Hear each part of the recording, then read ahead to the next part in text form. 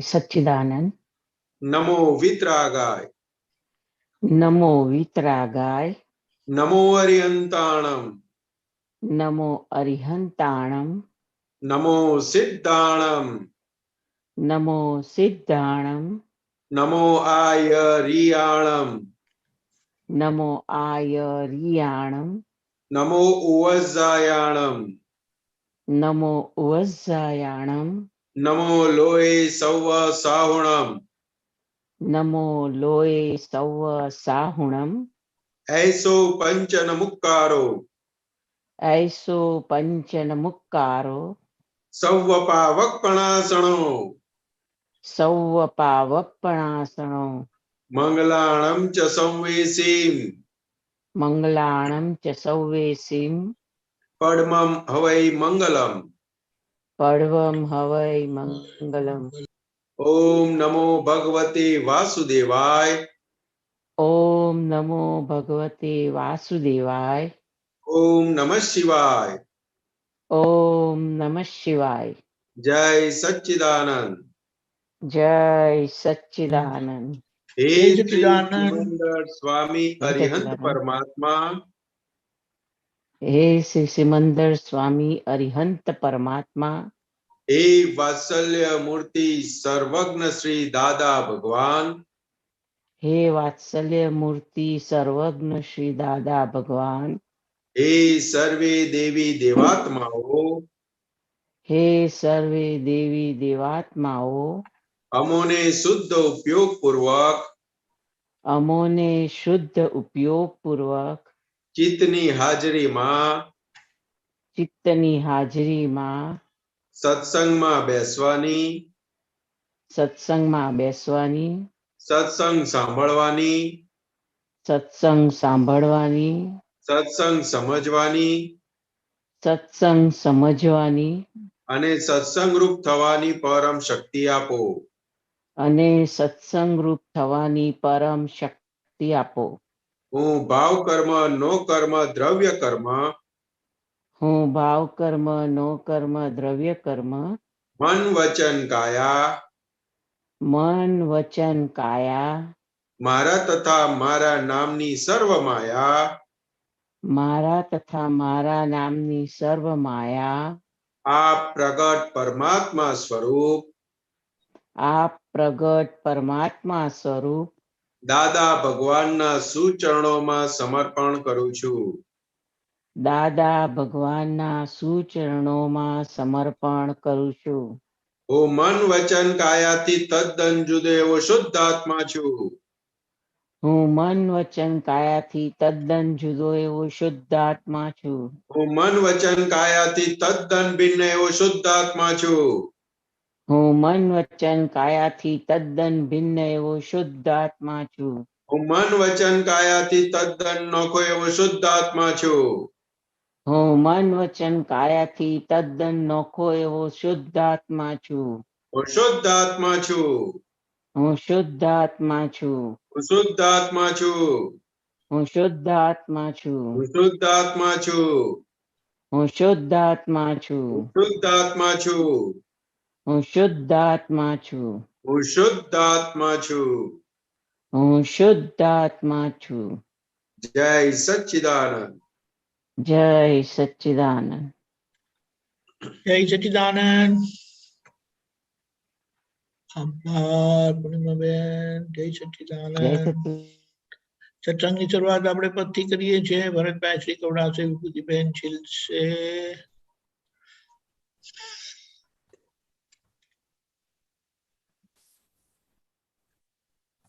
જય સચ્ચિદાનંદ. જય સચ્ચિદાનંદ. જય સચ્ચિદાનંદ. ભરતભાઈ હાથ કાઢીને બેઠો તો પદું જો સરસ. So now you better explain in a best way.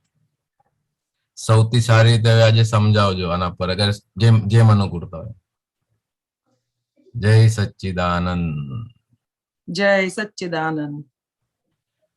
પ્રસંગોપાત દેખાશે મનુષ્યના ભાવ મોઢાથી પ્રસંગોપાત દેખાશે મનુષ્યના ભાવ મોડાથી.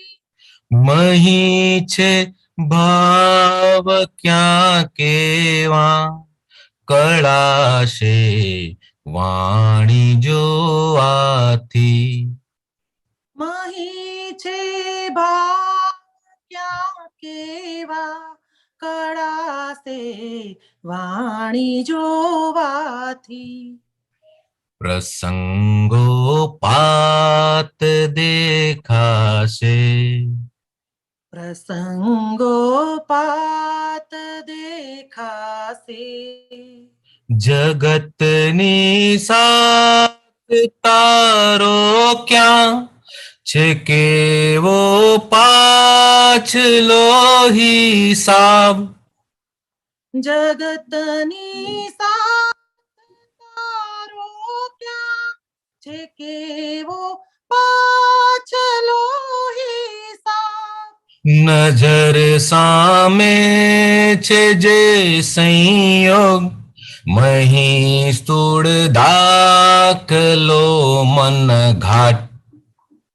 નજર સામે છે જે સંયોગ મહી સ્થૂળ દાખલો મન ઘાટ.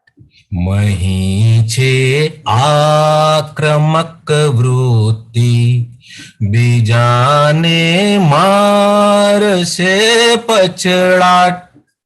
મહી છે આક્રમક વૃત્તિ બીજાને મારશે પછડાટ. હિંસક વૃત્તિ ને પીડક ભાવ વધારે વૈરવી અવગાઢ.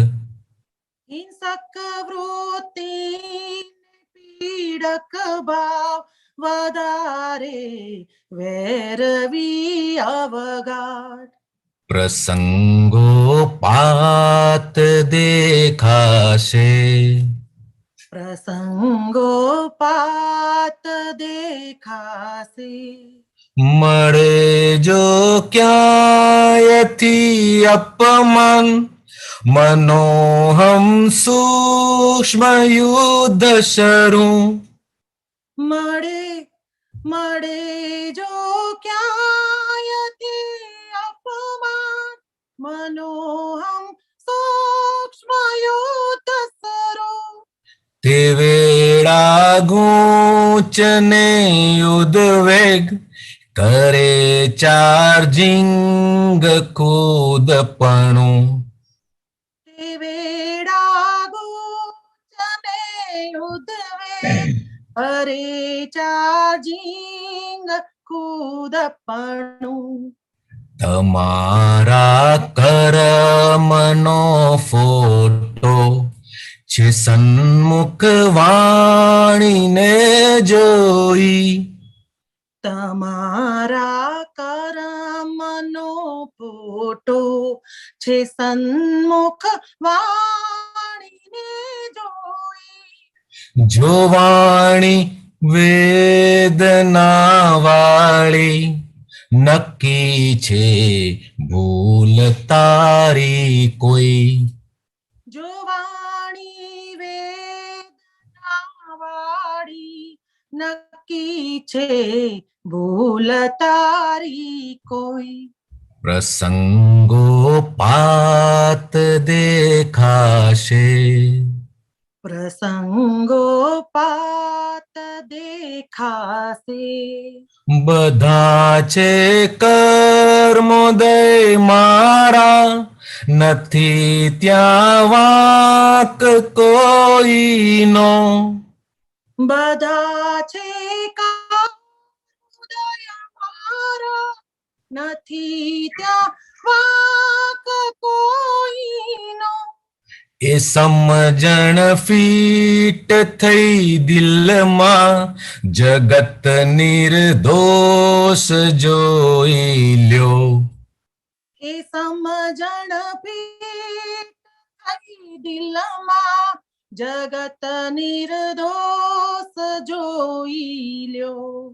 કોઈને કાળજે વાગે એ વાણીની અશુદ્ધિ છે. કોઈને કાળજે વાગે એ વાણીની અશુદ્ધિ છે. જગતના કાળજા ઠારે ત્રિકાળી સત સમૃદ્ધિ છે. જગતના કાળજા ઠારે ત્રિકાળી સત સમૃદ્ધિ છે. પ્રસંગોપાત દેખાશે પ્રસંગોપાત દેખાશે. અમારા કાળજેથી કાળ કટુતા ક્રૂરતા ને ક્રોધ.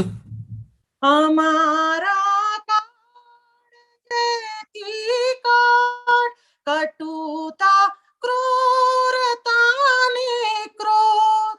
હે અંતર્યામી પરમાત્મા તમે છો આત્મ જાગૃત બોધ.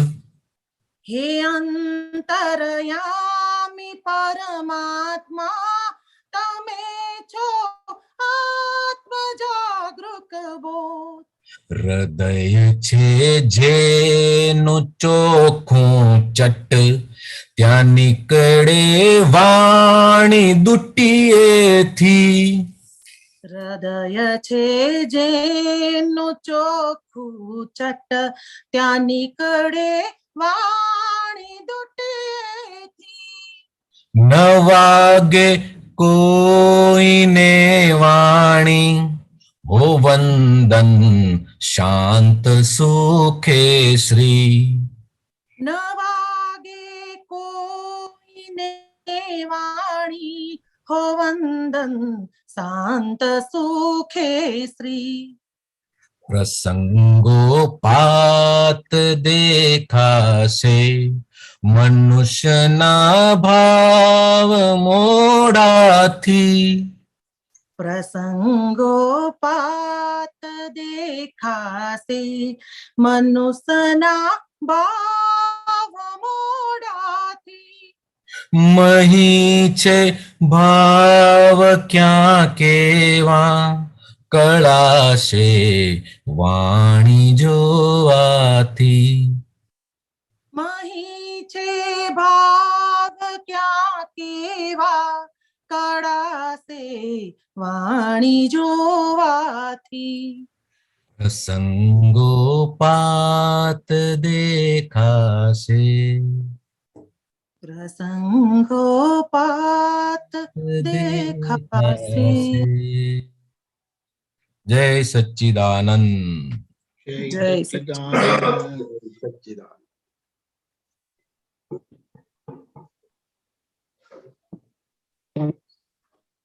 બોલો. જય સચ્ચિદાનંદ. જય સચ્ચિદાનંદ. જ્યાં સુધી દાદા ભગવાનનું આ જ્ઞાન આપણને પ્રાપ્ત નહોતું થયું ત્યાં સુધી આપણને શબ્દો માટે કે આપણી વાણી માટે કંઈ ગતાગમ હતી જ નહીં. એને ગમે તેમ આપણે વાપરતા હતા. એનો શું ઉપયોગ છે, શું કરવા જેવો છે, શું નથી કરવા જેવું, આપણને કોઈ ગતાગમ હતી નહીં. દાદા ભગવાને આપણને કહ્યું, આપણને સમજાવ્યું કે આ જે વાણી જે છે એ વાણીના હિસાબે જ નવા રાગ દ્વેષ ચાર્જ થઈ જાય છે. અમુક ઠેકાણે આપણે બોલી નથી શકતા પણ માણસ અંદર ને અંદર નવું ચાર્જિંગ કરી નાખે છે કે મારો સમય આવશે ત્યારે હું પણ બતાવી દઈશ. અત્યારના જેટલા ઝઘડાઓ બધા ચાલી રહ્યા છે એની અંદર કોઈ ફિઝિકલ મારામારી નથી થતી પણ ખાલી ટંગ વોર એટલે કે વાણી દ્વારા જ એકબીજા સાથે માથાકૂટ થઈ રહી હોય છે. હવે આપણને આ જ્ઞાન પ્રાપ્ત થયા પછી આપણે સામેવાળા મનુષ્ય એટલે કે આપણી સામે જે કોઈ પણ ફાઇલ આવે એના હાવભાવ કેવા છે એના પરથી આપણને ખબર પડી જાય કે સામેવાળી વ્યક્તિને આપણા માટે કયો ભાવ ઉભો થયો છે. એ બોલે કે ના બોલે તોય આપણને હવે ખબર પડી જાય છે. અને માણસના હાવભાવ જે હોય છે એવા, એની વાણી પણ લગભગ એવી જ નીકળતી હોય છે. માટે આપણે હવે ક્યાંય વાણીનો વેડફાટ દુરુપયોગ કરવા જેવો છે નહીં. આપણી સામે જેટલી ફાઇલો આવે છે તે આપણા કર્મના હિસાબને લીધે જ આપણી સામે આવે છે, અને આપણને એ નિમિત્ત છોડાવવા માટે આવે છે. આપણો જેવો પાછલો હિસાબ આપણે બાંધેલો એવો અત્યારના ઉકેલાઈ રહ્યો છે. જ્યારે ઉકેલાઈ રહ્યો છે તેની અંદર આપણે કશું કરી શકતા નથી. જે સંયોગ આવ્યો એનો હવે સમભાવે નિકાલ કરવો અને અંદર દાખલો ગણી લેવો કે આપણે પણ આવું કંઈક આપ્યું હતું, એ જ આપણી સામે પાછું આવી રહ્યું છે. હવે આપણે આપણી આક્રમક વૃત્તિ કે બીજાને નીચે પાડી દેવાની એવી બધી વૃત્તિઓ ઉપર કાબુ રાખી લેવા જેવો છે. એવું નવું કશું ચાર્જિંગ કરવા જેવું છે નહીં. આપણને અગર હિંસક ભાવ કોઈનો ન ગમતો હોય, કોઈનો પીડાકારક ભાવ ન ગમતો હોય, તો આપણે હવે કોઈ સાથે એવો પ્રસંગ ઉભો કરવો નહીં. થાય તો એનો સમભાવે નિકાલ કરવો, પ્રતિક્રમણ કરી લેવું. નવું ચાર્જિંગ કશું કરવા જેવું છે નહીં, નહીતર નકામું નવું વેર વધી જશે. પાછળ જન્મ મરણના ફેરામાં આવવું પડશે. 15 ભવ તો એટલીસ્ટ કરવા પડશે. આપણે હવે 15 ભવ પણ નથી કરવા. જેમ બને તેમ જલ્દી બધું પાર પાડવું છે. જ્યાં પણ ક્યાંય અપમાનનો પ્રસંગ આવે તો એને અપમાનને ગળી જવા જેવું છે, સામે કશું આપવા જેવું છે નહીં. અપમાન અગર ગળતા ન આવે પાછું નવું ચાર્જિંગ ચાલુ થઈ જશે. આપણી સામે જે બી કંઈ આવી રહ્યું છે તે આપણા જ પડઘાનો આપણને રિએક્શન આવી રહ્યું છે. એમાં કોઈનો દોષ છે નહીં. અગર આપણને વેદના થઈ રહી છે કોઈની વાણીથી, તો આપણે સમજી લેવાનું કે આપણે જ કોઈ ભૂલ કરી હતી, એને હિસાબે આપણી સામે આ પ્રસંગ આવ્યો છે. આ જગતની અંદર આપણી સાથે જે કંઈ પણ થઈ રહ્યું છે, અથવા આપણા દ્વારા કોઈ સારું કે ખરાબ જે પણ થઈ રહ્યું છે, તે બધા આપણા પોતાના કર્મના હિસાબને લીધે જ થઈ રહ્યું છે. એમાં કોઈનો વાંક છે નહીં. આ સમજણ ખાલી ફિટ થઈ ગઈ તો આખું જગત નિર્દોષ જ છે. દાદા ભગવાને પોતાના જ્ઞાનથી આ જગતને નિર્દોષ જોઈ લીધું છે, અને આપણને પણ તે જ દ્રષ્ટિ આપી છે. માટે હવે જગતને દોષિત જોવા જેવું છે નહીં. દાદા ભગવાનની વાણી વર્તન એવા મનોહારી વિનયી હતા કે જોઈને જ કોઈને એમ થાય કે અહો અહો અહો, આપણે પણ દાદા ભગવાન જેવા જ થઈ જવા જેવું છે. કોઈને પણ આ જગતની અંદર આપણે આપણા બિહેવિયરથી, આપણી વાણીથી અગર આપણે દુઃખ પહોંચાડીએ છીએ તો એ આપણી પોતાની અશુદ્ધિ છે. એને શુદ્ધ કરી લેવા જેવી છે. આ જ્ઞાન પ્રાપ્ત થયા પછી તો આપણે પોતાની જાતને જોઈ શકીએ છીએ. અંદર જે કાંઈ ઊભું થાય એને આપણે પહેલા જ આપણે માપી લઈ શકીએ છીએ કે હવે અત્યારના હું શું કરીશ, એના ઉપર આપણે કાબુ કરી શકીએ છીએ. તે જ આપણું તપ છે. જગતનું એટલે કે આપણી સામે જે કોઈ પણ આવે, આપણાથી નાના હોય મોટા હોય જે બી હોય, એનું અગર આપણે કાળજું ઠારી એટલે કે એને પ્રેમ ભાવથી આપણે એની સાથે બિહેવ કરીએ તો આપણા માટે આ સમૃદ્ધિ ત્રિકાળી સત્ય સમૃદ્ધિ છે. અગર આપણે જે બી ફાઇલ લઈને, આપણું જે પ્રકૃતિ લઈને આવ્યા છે એની અંદર કટુતા એટલે કે કટુ વચન, ક્રૂરતા એટલે કે બીજા કોઈને દુઃખ આપવું અને કોઈના પર ગુસ્સો કરવું, એવું લઈને આવ્યા હોય તો હવે દાદા ભગવાનને આપણે પ્રાર્થના કરીએ છીએ કે હે દાદા ભગવાન, અમને આ બધામાંથી હવે મુક્ત કરો અને અમારી વાણી મૃદુ રુજુ બીજાને હિતકારી હોય એવી નીકળે. એવી રોજ સવારે આપણે પ્રાર્થના કરીએ જ છીએ, નિરંતર કરવા જેવી છે. અને દાદા ભગવાન કહે છે કે તું જે માંગીશ એ તને અમે આપવા માટે તૈયાર જ બેઠા છીએ, તારે ખાલી માંગવાની જરૂર છે. જેના હૃદયની અંદર ચોખ્ખું ચટ, કોઈ જાતનો રાગ દ્વેષ ઘાટ વિનાની વાણી, જેનું અંદરનું વર્તન છે, ત્યાં વાણી દુટીએથી નીકળે એટલે કે નાદ ખુલીને નીકળે છે, જેને કશું કાંઈ જોઈતું નથી. દાદા ભગવાનની વાણી એવી હતી કે આપણને સૌને તરત જ અંદર બેસી જાય, ફિટ થઈ જાય એવી હતી. હવે આપણે દાદા ભગવાનને પ્રાર્થના કરીએ છીએ કે આપણી વાણી પણ દાદા ભગવાન જેવી દુટીએથી નીકળે અને આપણે લીધે જે બી કોઈ આપણને ભેગું થાય એ હંમેશના માટે શાંતિને પામે. જય સચ્ચિદાનંદ. જય સચ્ચિદાનંદ. જય સચ્ચિદાનંદ દીપકાનંદજી. જય સચ્ચિદાનંદ સંતોષાનંદજી. જય સચ્ચિદાનંદ. તમારે કઈ બીજું કહેવા જેવું હોય તો તમે કહી શકો છો. જય સચ્ચિદાનંદ. જય સચ્ચિદાનંદ. એક વાત દાદાએ એમના માટે કરી હતી જી કે અમે શું કરીએ, જેમાં વાણીના સંબંધી કીધું છે ને બધું, એના પરથી જ માપ નીકળે છે. તો દાદા કહે છે કે આ ટેપ રેકોર્ડ વક્તા છે, તમે શ્રોતા છો અને હું જ્ઞાતા દ્રષ્ટા છું. દાદા એમના માટે કીધું. બરાબર. એટલે અમે શું કરીએ આ વ્યવહારમાં, એટલે કે આ જે આખો સંજોગ ભેગો થાય છે તેમાં અમે ટેપ રેકોર્ડ શું વાગી રહી છે એના પર ધ્યાન રાખીએ છીએ, ઉપયોગ રાખીએ છીએ, અને જ્યાં જ્યાં ભૂલ થાય એવું ખબર પડે છે તેને અમે બેઠા બેઠા સુધાર્યા કરીએ છીએ અને અહીં લગી આવ્યા છે. વાહ વાહ વાહ વાહ વાહ. બહુ જબરજસ્ત કીધું છે. એટલે એ કેટલી વખત એમ કીધું છે અમે તો અમારી જાતને સંજોગોમાં ધકેલી દઈએ, પછી જોઈએ કે બરાબર નીકળે છે. તેમાં એક વાત જે બનેલી તે હોળીનો દિવસ હતો, હોળીનો, અને બધાએ બરાબર ભાંગ પીધી હતી અને થોડી દાદાને પીવડાવી દીધી, અને કોઈ કહે છે પેલું કઈ અંદર કઈ મિક્સ કે એવું કઈ કરે છે ને, પેલું ઘસે છે સિક્કો કે એવું કઈ, ભાંગનો પ્રકાર છે, કંઈક તો કઈ કરેલું. અને એ વખતે દાદાની વાણી થોડી ખેંચાયેલી, પણ કશે સિદ્ધાંત તૂટેલો નહોતો. બહુ મોટું પ્રમાણ આપ્યું. જગતના લોકો એમ કે છે કે પીવડાવીને સાચી વાત બહાર ઉકાવે છે, ત્યારે દાદાની વાણીનું પ્રમાણ આપતા કે આવી પરિસ્થિતિમાં પણ વાણી એક્ઝેક્ટ નીકળી છે, એમાં કશે ભૂલ નથી નીકળી. આ ટેપ રેકોર્ડ છે અને આ ટેપ રેકોર્ડ કયા લેવલની થઈ છે એનું એ પ્રમાણ આપણને મળી જાય. અને આપણે તો કહીએ ને, કોઈ આપણું કઈ દુખતી નસ દબાવી નથી ત્યાં સુધી સારું છે, નહીં તો ખબર નહીં. એટલે આ બધી પરીક્ષામાંથી પસાર થવાનું છે હજી. અને મહાત્મા આપણને બહુ સરસ સંજોગ આપે છે, કારણ કે મહાત્માના પરિચયમાં રહીએ છીએ એટલે એ જ આપણને બધી રીતે જાગૃત કરે, કારણ કે જાગૃત જ બીજાને જાગૃત કરી શકે ને. પણ આ વાત બહુ સરસ થઈ હતી, આવી રીતે દાદા એમના માટે કરી હતી. જય સચ્ચિદાનંદ.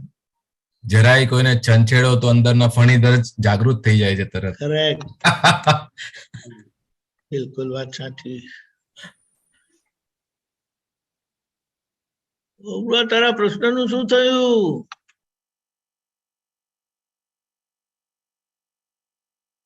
જય સચ્ચિદાનંદ. જય સચ્ચિદાનંદ. જય સચ્ચિદાનંદ સંતોષાનંદજી. જય સચ્ચિદાનંદ. હા, એટલે કાલે એક પ્રશ્ન હતો પણ પૂછાયો નતો, આજે પૂછી લઉં છું. આ વ્યવસ્થિત નો દુરુપયોગ હતો એના પર વાત પૂછવી હતી કે આપણું જે રેગ્યુલર આપણે બધું જે કામ કરતા હોઈએ અને એમાં આ વ્યવસ્થિત તો બરાબર, પણ એમાં આપણે દાદાને આમ જોડે રાખી અમુક વાર એવું થાય કે દાદા જોડે રહેજો, તો શું એ પણ એવું કહેવાય કે વ્યવસ્થિત પર ભરોસો ના કર્યો એવું કહેવાય? એમાં જો ઉર્વા કેવું છે તો કે પહેલું તો વ્યવસ્થિત શું છે એ સમજી લેવાનું આપણે. તો કે જે બની જાય છે, જે રિઝલ્ટ આવે છે એને વ્યવસ્થિત કીધું, પ્રોસેસને વ્યવસ્થિત નથી કીધું. શું બની જાય છે એ વ્યવસ્થિત છે? પ્રોસેસને વ્યવસ્થિત નથી કીધું, રિઝલ્ટને વ્યવસ્થિત કીધું. એટલે કે પ્રોસેસમાં તો છેક સુધી આપણે રહેવાનું જ છે, અને એ પ્રોસેસ સિન્સિયરલી આખી પ્રોસેસમાં રહેવાનું છે. અને જોડે આપણે કહીએ છીએ કે દાદા ભગવાન અમારી જોડે રહેજો, એટલે કયા દાદા ભગવાનને કહીએ છીએ આપણે અમારી જોડે રહેજો? એટલે ફોટામાં દેખાય છે. હા, તો કે કેવું છે તો કે દાદા ભગવાને ઘણી રીતે કીધું, તો કે તમારી અંદર બેઠેલું જ છું એ જ દાદા ભગવાન. ખ્યાલ આવ્યો? 5 આજ્ઞા એ જ અમે છીએ. એટલે કે દાદા ભગવાન અમારી જોડે ને રહેજો, એટલે ઘણા બધા સ્વરૂપે હોય. એટલે કે આજ્ઞા સ્વરૂપે છે, અંદર જે આપણને ભાન કરાઈ આપ્યું છે એ સ્વરૂપે છે. ફોટામાં જોઈએ છે તો કે ફોટામાં દેખાય છે એ કોણ છે? તો કે એ પોતે ઓળખાણ આલતા હતા કે અંબાલાલ મુરજીભાઈ પટેલ, પણ એની અંદર જે પ્રગટ થયા તત્વ સ્વરૂપે એ દાદા ભગવાન. તો કે આપણે કયા દાદા ભગવાનને? તો આજ્ઞા સ્વરૂપી દાદા ભગવાનને જોડે રાખવાના છે. કેમ? તો કે હવે આપણું શેષ જીવન છે, આપણને શુદ્ધાત્માનું ભાન થયા પછીનું શેષ જીવન છે, એ આજ્ઞા દ્રષ્ટિથી આપણું વપરાવવું જોઈએ. એટલે આપણે જ્યારે જ્યારે પ્રાર્થના કરીએ છીએ કે દાદા ભગવાન અમારી જોડે ને જોડે રહેજો, એટલે કયા સ્વરૂપે? તો કે આજ્ઞા સ્વરૂપે જોડે રહેજો. એટલે કે ક્યાંય આજ્ઞા ચૂકી ના જઈએ અમે, અને ચૂકાઈ જાય તો તરત જાગૃત થઈ જવાય કે અહીંયા ચૂકી ગયા. એટલે કે વ્યવસ્થિત ઉપર વિશ્વાસ નથી એવું નથી. તો કે આ આજ્ઞા દ્રષ્ટિ એક આપણો નક્કીપણું છે, દાદા ભગવાન આપણી જોડે ને જોડે રહે. એટલે કે આજ્ઞા સ્વરૂપે જેમ જેમ જોડે રહેશે એમ એમ આજ્ઞા સરસ રીતે સમજાશે અને શેષ જીવનમાં સરસ રીતે વપરાશે. એટલા માટે દાદા ભગવાનને હર સમય હર ક્ષણ જોડે રાખવા જેવા છે. કારણ કે એક દાદા ભગવાન એવા છે તો કે સત્સંગ સ્વરૂપી છે, કેવળ સત્સંગ સ્વરૂપી છે. અને આપણે સતના સંગમાં રહેવાનું છે. અનંત અવતાર આપણે કુસંગના સંગમાં રહ્યા છે, અને હવે નક્કી કરીએ છીએ કે સતના સંગમાં રહેવું છે. એટલે કે દાદા ભગવાનના સંગમાં રહેવું છે. એટલે કહીએ છીએ કે દાદા ભગવાન અમારી જોડે ને જોડે રહેજો. અને વ્યવસ્થિત એ રિઝલ્ટ છે. એ જોડે જેટલા દાદા ભગવાન જોડે હશે આપણી જોડે, એટલું આજ્ઞા દ્રષ્ટિ બહુ સરસ રીતે સમજાશે આપણને. ક્યાંય આજ્ઞાનો દુરુપયોગ નહીં થાય. પણ એ આજ્ઞા શક્તિ સમજવા માટે પણ પોતાનો પુરુષાર્થ હોવો જોઈએ ને. પોતાનો પુરુષાર્થ એટલે કોનો? એટલે મારે પુરુષાર્થ કરવો પડે ને. કોને કરવો પડે પુરુષાર્થ? પુરુષાર્થ તો ઉર્વાને કરવો પડે. ઉર્વાનો પુરુષાર્થ તો શું? તો કે ઉર્વા તો આખું પ્રારબ્ધ રૂપ જીવન લઈને આવેલી છે. પ્રારબ્ધ રૂપ જીવન લઈને આવેલી છે, તો કે એની અંદર ફેરફાર નથી થવાનો. પણ ઉર્વાએ આત્માને ઓળખવા માટે તો કરવો પડે ને, કે તો જે જુદા પડે ને એનાથી. પૂર્વા એ શું કહેવાય? પૂતગલ કહેવાય કે ચેતન કહેવાય? પૂતગલ કહેવાય. બરાબર છે. તો પૂતગલ ને ચેતન ની કેવી રીતે ઓળખાણ પડે? હા, એ બરાબર. એટલે કે આપણને જે અંદર હું બિલીફ જે બદલી આપી ને, પહેલા હું પૂર્વા છું એવી રીતને જીવતા હતા, હવે કેવી રીતને જીવીએ છીએ? તો કે બાય રિલેટિવ વ્યૂ પોઈન્ટ થી હું પૂર્વા છું, ને બાય રિયલ વ્યૂ પોઈન્ટ થી હું શુદ્ધાત્મા છું. એટલે પહેલા જે બહિર્મુખી દ્રષ્ટિ હતી એ હવે અંતર્મુખી દ્રષ્ટિ થઈ. એટલે પહેલા હું ક્યાં આગળ વપરાતો હતો? તો કે નામધારીમાં, પૂર્વામાં વપરાતો હતો. હવે હું ક્યાં વપરાય છે? તો કે શુદ્ધાત્મામાં. એટલે કે આપણી અંતરાત્મા દશા ચાલુ થઈ અને પરમાત્મા સુધી પહોંચવાની પ્રક્રિયા શરૂ થઈ. એટલે કે એ જે અંતરાત્મા વાળો ભાગ જે છે, જે પરમાત્મા સ્વરૂપ થવા માંગે છે, ત્યાં આગળ પુરુષાર્થનો ભાગ છે. મન વચન કાયા જે લઈને આવેલા છે એ 100% પ્રારબ્ધ છે, એમાં ક્યાંય ફેરફાર થવાનો નથી. પણ જે હિસાબ ઉકલી રહ્યો છે એ ઉકલતા હિસાબની અંદર જે ઊંચું નીચું થાય છે, જે નોર્માલિટીમાં નથી રહેવા દેતું, જે પોતાના સ્વરૂપનો આનંદ નથી આવવા દેતો, ત્યાં આગળ પુરુષાર્થ છે કે એને ઠારવાનું છે, એને સમજણ આપી એને સમાધાન આપવાનું છે. એ સમાધાન આપવાના ભાગને પુરુષાર્થ કીધો. એ જેટલું સમાધાન અપાતું જતું જશે એટલું અંદરના ભગવાન આપણી માટે પ્રત્યક્ષ થતા જશે. અત્યારે પ્રગટ કરી આપ્યા દાદા ભગવાને, ભાન કરી આપ્યું, પણ હવે પ્રત્યક્ષ થવાનું બાકી છે. તો જેમ જેમ એ સમાધાન અપાતું જશે, આજ્ઞા દ્રષ્ટિ વપરાતી જશે, એમ એમ અંદર રહેલા ભગવાન આપણી માટે પ્રત્યક્ષ થતા જશે. એટલે દાદા ભગવાન એક્ઝામ્પલ આલતા હતા ને કે બલ્બ હોય ને બલ્બ ઉપર માટલું મૂકેલું હોય, કેટલું અજવાળું આવે? ના આવે, બિલકુલ ના આવે. કેમ ના આવે? માટલાથી અજવાળું ઢંકાઈ ગયું.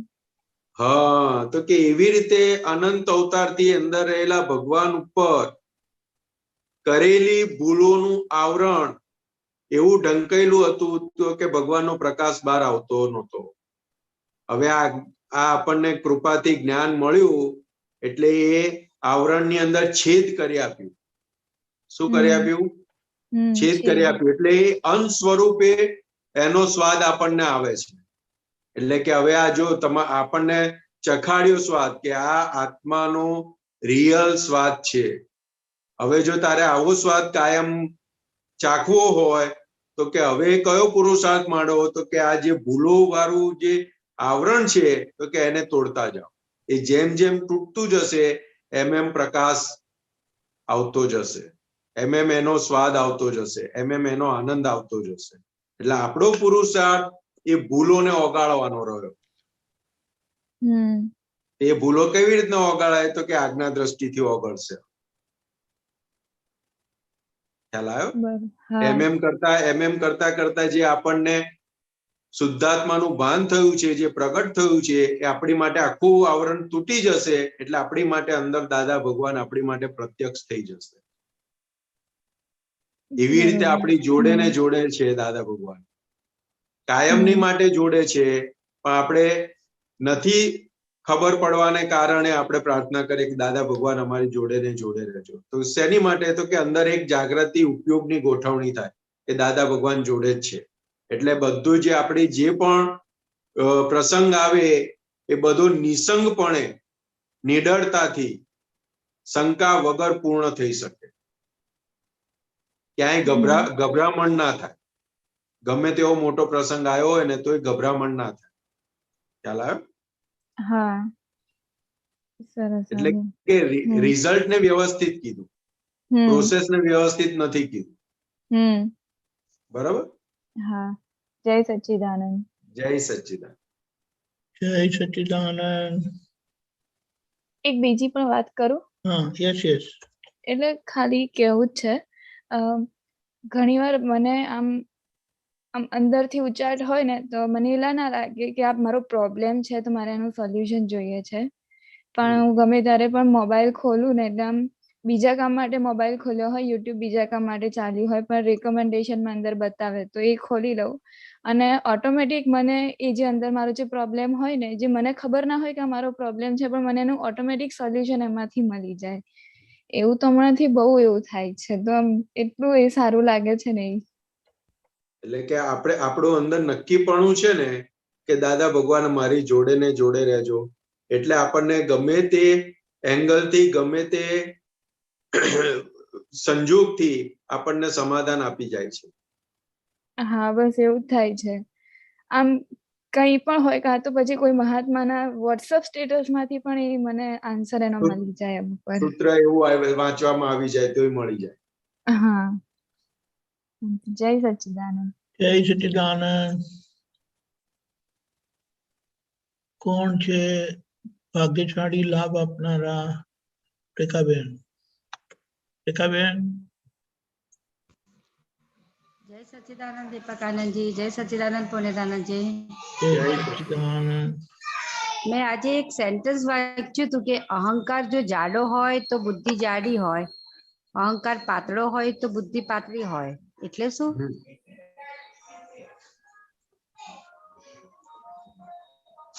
કેવું છે રેખાબેન?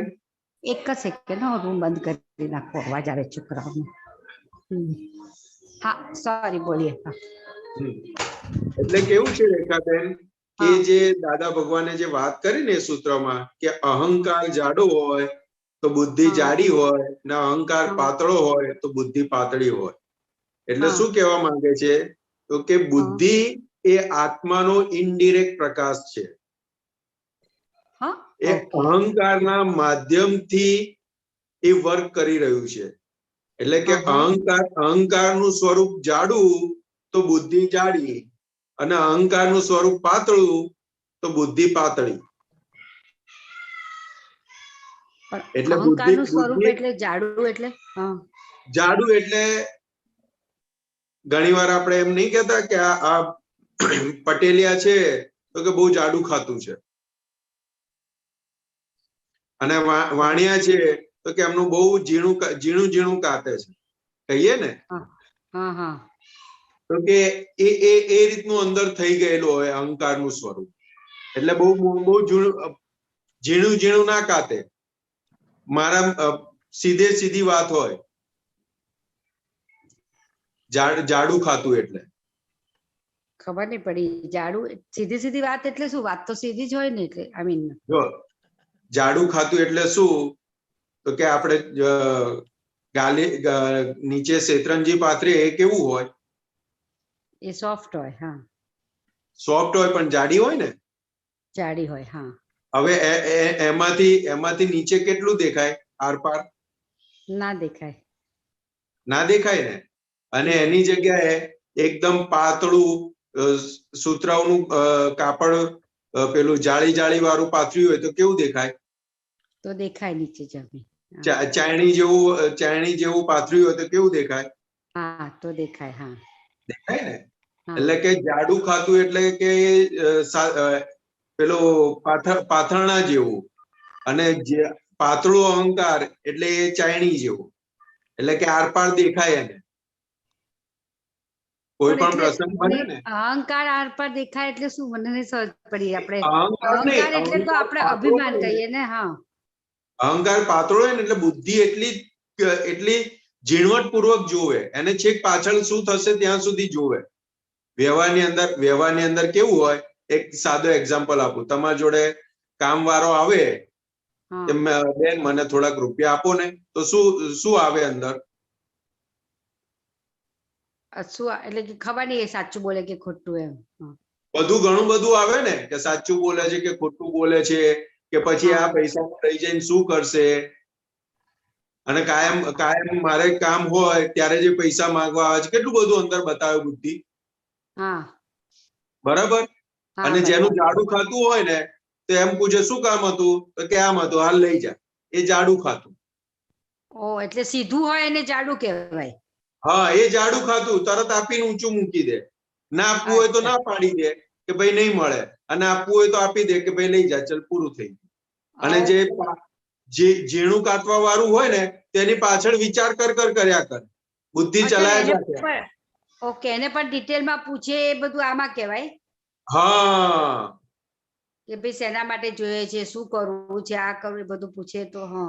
એટલે શંકા રહ્યા રાખે કે આ લઈ પૈસા હું આપીશ તો આ કઈ જગ્યાએ જશે, શું કરશે, કેવું કરશે, એનો શું ઉપયોગ કરશે, ખરેખર સાચું બોલે છે કે નથી બોલતો. અને વળી બુદ્ધિ થોડી વધારે ઝીણી હોય ને તો પાછો એની પાછળ આંટોય મારી આવે, કઈ જગ્યાએ જાય છે. અચ્છા, ઓકે ઓકે, ખ્યાલ આવ્યો? એટલે કે અહંકાર જાડો તો બુદ્ધિ જાડી, અહંકાર પાતળો તો બુદ્ધિ પાતળી. અહંકાર એટલે આમાં વિચારની જગ્યાએ લીધું છે ને, કે ભાઈ તમારા જે અંદરના વિચારો જાડા હોય તો બુદ્ધિ જાડી, એવી રીતે? ના, વિચારો અલગ છે, અહંકાર અલગ છે. એટલે દાદા ભગવાન એમની માટે વાપરતા હતા કે અહંકાર કેવો હોવો જોઈએ? તો કે ઓબ્લાઇઝિંગ નેચર વાળો હોવો જોઈએ, તોડફોડિયો ના હોવો જોઈએ. Obliging nature. હા, ઓબ્લાઇઝિંગ નેચર વાળો હોય ને તો પછી બુદ્ધિ પણ બીજાને મદદ કરવા માટે વપરાયા રાખે. અચ્છા. અંદર કોઈ મદદ માંગવા આવે ને તો એને મદદ કર્યા કરે. અને તોડફોડિયો હોય ને તો કોઈ માંગે ને આપણે મદદ કરીએ એને પણ પાછો અહંકાર જ કહેવાય. એટલે એ મને હજી તો અહંકારનું એ જ નથી ખબર પડી કે શું સપોઝ કોઈને મદદ જોઈતી હોય ને આપણે મદદ આપીએ તો એને પણ અહંકાર કહેવાય? જો કોઈને મદદ જોઈતી હોય મદદ આપીએ ને તો આપણે હવે શું સમજવાનું છે, તો કે હિસાબ ચૂકતે થઈ રહ્યો છે. જે મૂળ અહંકાર હતો ને એ ગયો. હવે આપણે કે હું સંતોષ હતું, એ જે અહંકારનું સ્વરૂપ હતું એ હવે ગયું. હા, બરાબર. હવે હું કઈ જગ્યાએ બેઠો? તો કે હું શુદ્ધાત્મા છું. કે કેવી રીતે? તો કે રિલેટિવ વ્યૂ પોઈન્ટ થી સંતોષ અને રિયલ વ્યૂ પોઈન્ટ થી હું શુદ્ધાત્મા. એટલે અહીંયા જે અહંકારની જે આ સૂત્રમાં વાત કરી છે ને એ સામાન્ય રીતે લોકો માટેની વાત છે.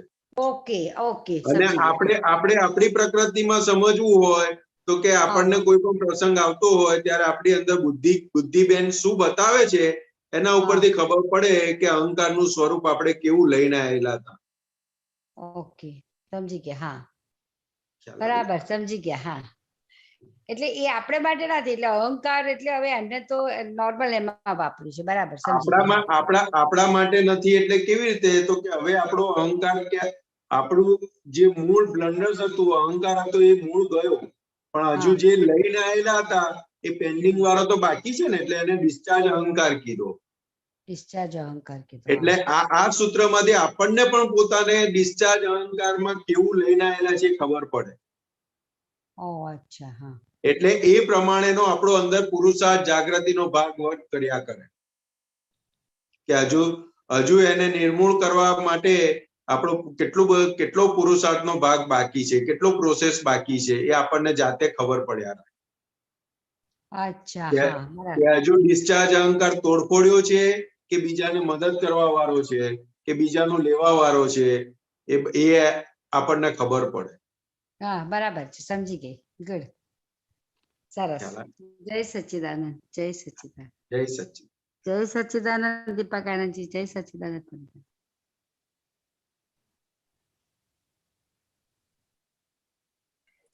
जय सतानंद।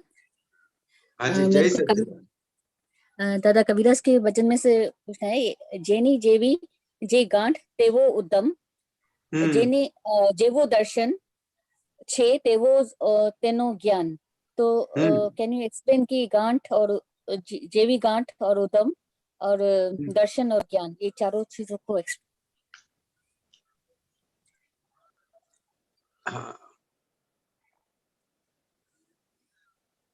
હા, હવે શું કે છે? જેની જેવી છે ગાંઠ તેવો ઉદ્યમ, એટલે કે ગુજરાતીમાં બોલું કે હિન્દીમાં બોલું?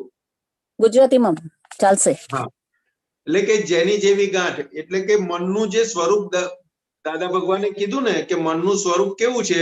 તો કે ગાંઠો સ્વરૂપનું છે. ઓકે, એટલે કે જેની જેવી છે ગાંઠ તેવો ઉદ્યમ, એટલે કે જે પ્રકારની ગાંઠ છે એ પ્રકારનો અંદર ઉદ્યમ એટલે કે પુરુષાર્થ, એ પ્રકારનો અંદર પુરુષાર્થ રાખવો પડે. ઓકે, ખ્યાલ આવ્યો? એટલે કે દાદા ભગવાન કહેતા હતા કે આપણે આપણો ગ્રાફ બનાવ્યો હોય કે મનની અંદર જે વિચારો આવે છે એ વિચારોનો ગ્રાફ બનાવીએ તો એ ગ્રાફ કઈ બાજુ જાય, કયા વિચારો વધારે આવે દિવસ દરમિયાન? તો કે સૌથી વધારે બે વિચાર હોય, એક લક્ષ્મીનો હોય ને એક વિષયનો હોય. એટલે કે આ બેની ગાંઠ એટલી મોટી છે તો કે એને પછી એની પાછળ પુરુષાર્થ શું કરવો પડે? તો કે એ ગાંઠને સામાયિકમાં મૂકવી પડે અને એને ઓગાળવી પડે. આલોચના, પ્રતિક્રમણ, પ્રત્યાખ્યાન કરીને, જ્ઞાતા દ્રષ્ટા રહીને તો કે એ બધી ગાંઠોને ઓગાળવી પડે. એટલે કે જેની જેવી છે ગાંઠ તેવો ઉદ્યમ, એટલે કે એવા પ્રકારનો પુરુષાર્થ જોઈએ. જે પ્રકારની ગાંઠ છે એ પ્રકારનો પુરુષાર્થ જોઈએ. પછી શું કે છે? હાજી, પહેલા ગાંઠ ઓળખવાની જરૂર છે. પોતાની ગાંઠ ઓળખવાની. ગાંઠ એટલે એનું આપ્યું ને દાદા ભગવાને કે ગાંઠ ઓળખવા માટે શું કરવાનું? તો કે ગ્રાફ બનાવવાનો કે આપણને દિવસ દરમિયાન કયા સૌથી વધારે વિચાર આવે છે. તો એનો જે ગ્રાફ બને એના ઉપરથી આપણને ખબર પડે કે હવે આ ગાંઠ આપણામાં મોટી છે, આને ઓગાળવાની જરૂર છે, આ ગાંઠ મને નડતર રૂપ છે. Okay, very nice. બરાબર. જેવું દર્શન છે તેવું તેનું જ્ઞાન જ. એટલે કે એની આગળની લીટીમાં શું લખ્યું છે? ચિત્ત ચોંટ્યું ત્યાંથી ખસતું નથી. એટલે કે દર્શન એટલે કે અત્યારે આપણું ચિત્ત જે લઈને આવેલા છે એ કેવું છે? તો કે ચિત્તનો ભાગ શું બતાવ્યો દાદા ભગવાને? તો કે અશુદ્ધ દર્શન વત્તા અશુદ્ધ જ્ઞાન ઇઝ ઇક્વલ ટુ અશુદ્ધ ચિત્ત. એટલે કે જે પ્રકારનું દર્શન હોય એ પ્રકારનું જ્ઞાન વર્તન કર્યા રાખે. દર્શન મતલબ એટલે દર્શન દર્શન એટલે આમાં જ્યાં સુધી આપણું અશુદ્ધ ચિત્ત છે ત્યાં સુધી અણસમજણ કામ કરે. ઓકે. દર્શન એટલે એક પ્રકારની સમજણ. ઓકે.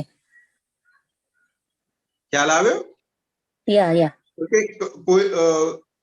કોઈ પણ હોય ને તો કે આપણને કોઈ એમ કે તમે અહીંયા આગળ આમાં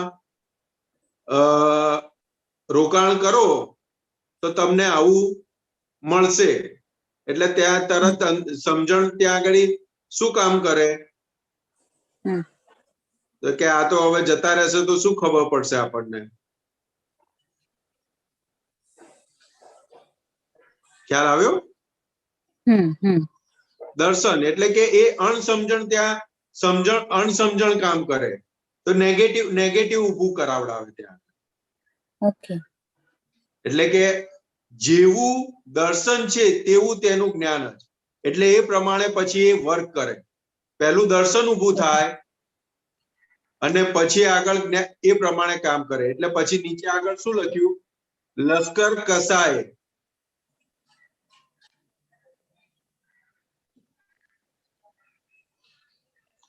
વસ્તુબંધી એટલે શું કે છે? લશ્કર કસાય એટલે કે કસાયો ઉભા થાય અને એ પ્રમાણે પછી વસ્તુ બંધી એટલે કે ત્યાં આગળ એ બંધાઈ જાય. ઓકે. એટલે કે જ્યાં લગીન અશુદ્ધ દર્શન કામ કરે છે તો એ પ્રમાણેનું જ્ઞાન વર્ક કરે, અને જ્યારે શુદ્ધ દર્શન કામ કરતું થાય ત્યારે એ પ્રકારે શુદ્ધ જ્ઞાન ત્યાં કામ કરતું થાય. એટલે દર્શન એટલે શંકા પડે કે કંઈક છે. દાદા શું કે કંઈક છે એટલે એનું બહુ સરસ એક્ઝામ્પલ આવતા હતા કે આપણે કોઈ રૂમમાં બેઠા હોય અને બાજુની રૂમમાંથી ઠંડો પવન આવે ને તો અંદર પેલું શું ઊભું થાય કે કંઈક બરફ જેવું લાગે છે. ઠંડો પવન આવે તો કે કંઈક બરફ જેવું લાગે છે, અને ત્યાં જઈને જોવે કે હા બરફ છે એટલે એને જ્ઞાન થયું કહેવાય. અને કંઈક છે આવું એ જ્યાં સુધી અધકચરું છે એને દર્શન કહેવાય. ઓકે. એ દર્શન ઊભું થાય એટલે પછી કન્ફર્મ કરવા જાય અને એ અનુભવ થાય એને જ્ઞાન કીધું.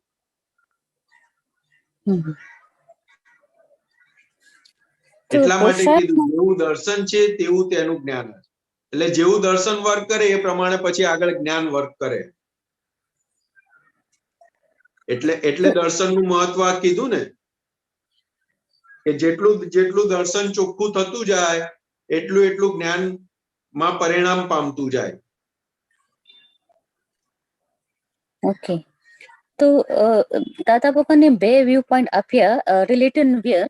તો પોશાક બી બે તરે ના હોય છે કે એક રિલેટિવ વ્યૂ પોઈન્ટ જો ગાંઠો છે એના ગાંઠનું ઉદ્ધમ કરીને ઉગાડી પડે છે, અને બીજા બાજુ સદુપયોગ એનાથી હું જુદા છું. તો બે પોશાક સાથે સાથે કરવો પડે. જો કેવું છે તો કે રિલેટિવ વ્યૂ પોઈન્ટ અને રિયલ વ્યૂ પોઈન્ટ એક જ સાથે છે, સિક્કાની બે બાજુ જેવું છે. તો કે તમે રિલેટિવ વ્યૂ પોઈન્ટ જોયો એટલે રિયલ વ્યૂ પોઈન્ટ ઓટોમેટિક આવી ગયો. ઓકે. તમે રિલેટિવ નથી જોયું તો રિયલ નથી આવતું. ઓકે.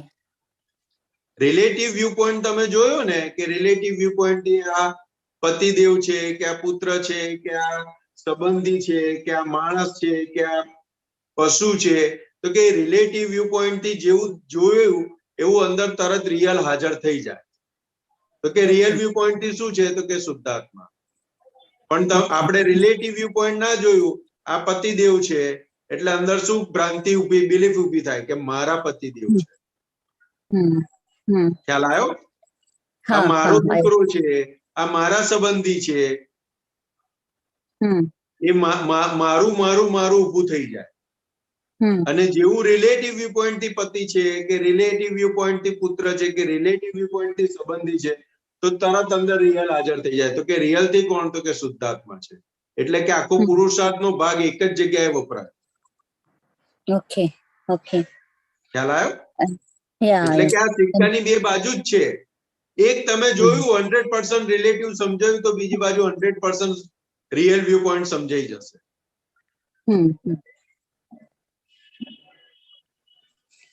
और બીજો ક્વેશ્ચન છે કે અત્યારે તમે કીધું કે વાણી ટેપ રેકોર્ડર છે, દાદા ભગવાન કીધેલો છે, તો વાણી ટેપ રેકોર્ડર છે, લેકિન એના પાછળ બધાના ડિફરન્ટ અભિપ્રાય હોય, એની આધારે ટેપ રેકોર્ડર વાગે, રાઈટ?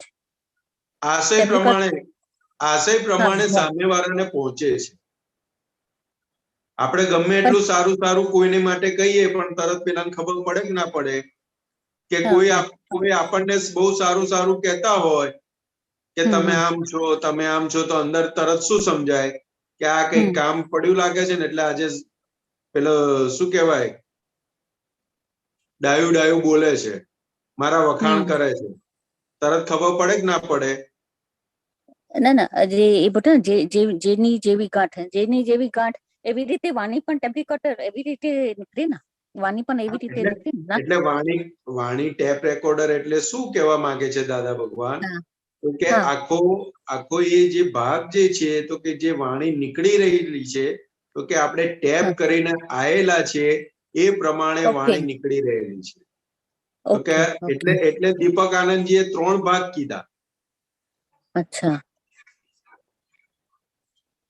તો કે અમે વક્તા છીએ, અચ્છા, એના તમે શ્રોતા છો, અને અમે જ્ઞાતા દ્રષ્ટા છીએ. ઓકે. એટલે વક્તા, શ્રોતા અને જ્ઞાતા દ્રષ્ટા 3 સંબંધ આવ્યો એમાં. ત્યારે એ વાણીને ટેપ રેકોર્ડર કહેવામાં આવે છે. ઓકે. ખ્યાલ આવ્યો?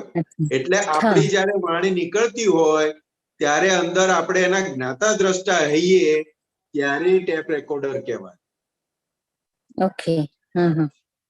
નહીં તો ત્યાં આગળ કચાસ કહેવાય. વાણી જે નીકળી રહી છે તે નીકળતી વાણીની અંદર કોઈને દુઃખ થાય એવું વાણી નીકળી તો કે અંદર એના જ્ઞાતા દ્રષ્ટા ના રહ્યા માટે એ વાણી ખેંચવાળી વાણી નીકળી, તંતીલી વાણી નીકળી, કઠોર વાણી નીકળી. તો કે ત્યાં આગળ આલોચના, પ્રતિક્રમણ, પ્રત્યાખ્યાનનો પુરુષાર્થ ઘટે. અને જ્ઞાતા દ્રષ્ટા હોય તે વાણી જે ઉદ્ગમ સ્થાન છે, આશયથી શરૂઆત થાય વાણીની, તો આશયમાં એનું કરેક્શન થઈ જાય એટલે વાણી પછી બહાર ગમે જે રીતે જે સ્વરૂપે નીકળે પણ સામેવાળાને દુઃખદાયક કે વાગે નહીં, કારણ કે અંદરનો આશય બદલાઈ ગયો ને, ત્યાં કરેક્શન થઈ ગયું એટલે આગળ વાણી પછી એવી ટોપ મોસ્ટ નીકળે કે સામેવાળાનો રોગ કાઢે. ઓકે. એટલે આ જ્ઞાની પુરુષે પોતાની માટે એક થર્મોમીટર આપ્યું છે આપણી માટે, તો કે આપણું આવી રીતના થઈ જવું જોઈએ. એટલું જ્ઞાન સાંભળવા પછી પણ અત્યારે સુધી બધા ક્રિયાઓમાં, બધા વાણીમાં, સંજોગોમાં જ્ઞાતા દ્રષ્ટા તરીકે 100% ના રહી શકાય. એનું કારણ શું? માલકી ભાવ ઉભો થઈ જાય. એનું કારણ કેવું છે? તો કે આપણને આ વિજ્ઞાન અત્યારે કૃપાથી પ્રાપ્ત થયેલું છે. ઓકે. આપણને આપણો પેન્ડિંગ જે ભોગવટો છે, જે કર્મનો ભોગવટો છે, એ સાઈડમાં મૂકી બાકી રાખી અને કૃપાથી આપણને પ્રાપ્ત થયું છે.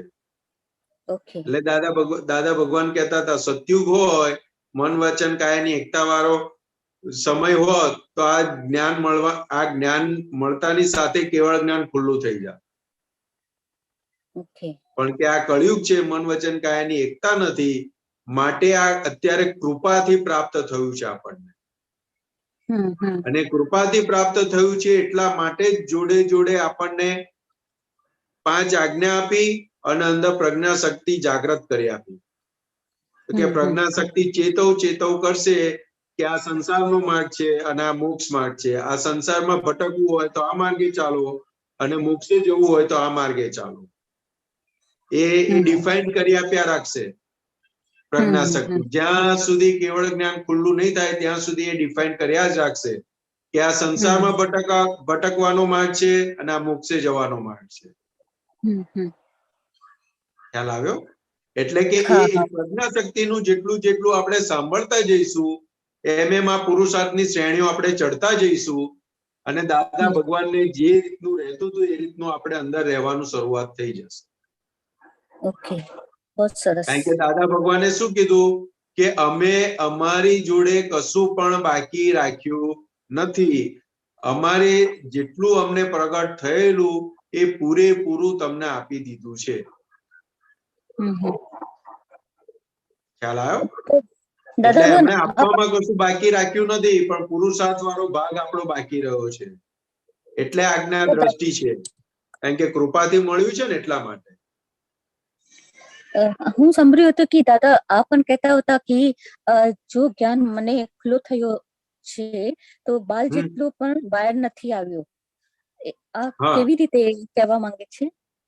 એટલે કે એ જે વાત કહેવા માંગે છે ને, તો કે એક વાળ જેટલું પણ હજુ બહાર ખુલ્લું થયું નથી. તો કે એવા પૂછવા વાળા, એવા શું કહેવાય, પાત્રતા વાળા ભેગા નથી થયા કે જે પૂછીને આ વિજ્ઞાનને ખુલ્લું કરી શકે.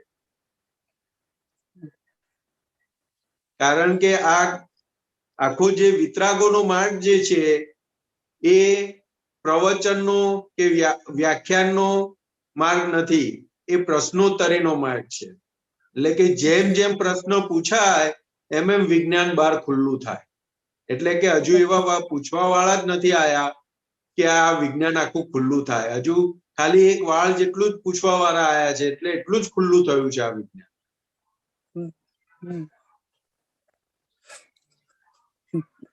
વેરી સરસ. વ્યવસ્થિત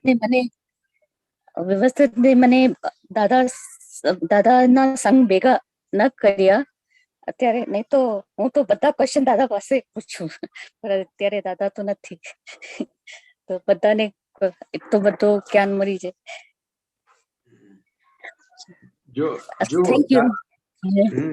દાદા ભગવાન આપણી માટે કોણ? તો કે હવે આજ્ઞા સ્વરૂપ જે છે આપણી માટે દાદા ભગવાન છે.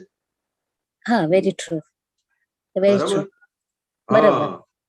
દાદા ભગવાને આજ્ઞાને જ મહત્વ આપેલું છે. એટલે શરીર જ્યાં સુધી હાજર છે ત્યાં સુધી શરીરનો લાભ લેવો, પણ જ્યારે શરીર હાજર નથી તો કે આ આજ્ઞા દ્રષ્ટિએ જ અમે છીએ. એટલે કે જેટલું જેટલું આજ્ઞા પાળી એટલા અમે તમારી અંદર પ્રગટ થઈ જઈશું. દાદા ભગવાને એમની હાજરીમાં પણ આજ્ઞાને જ મહત્વ આપેલું હતું.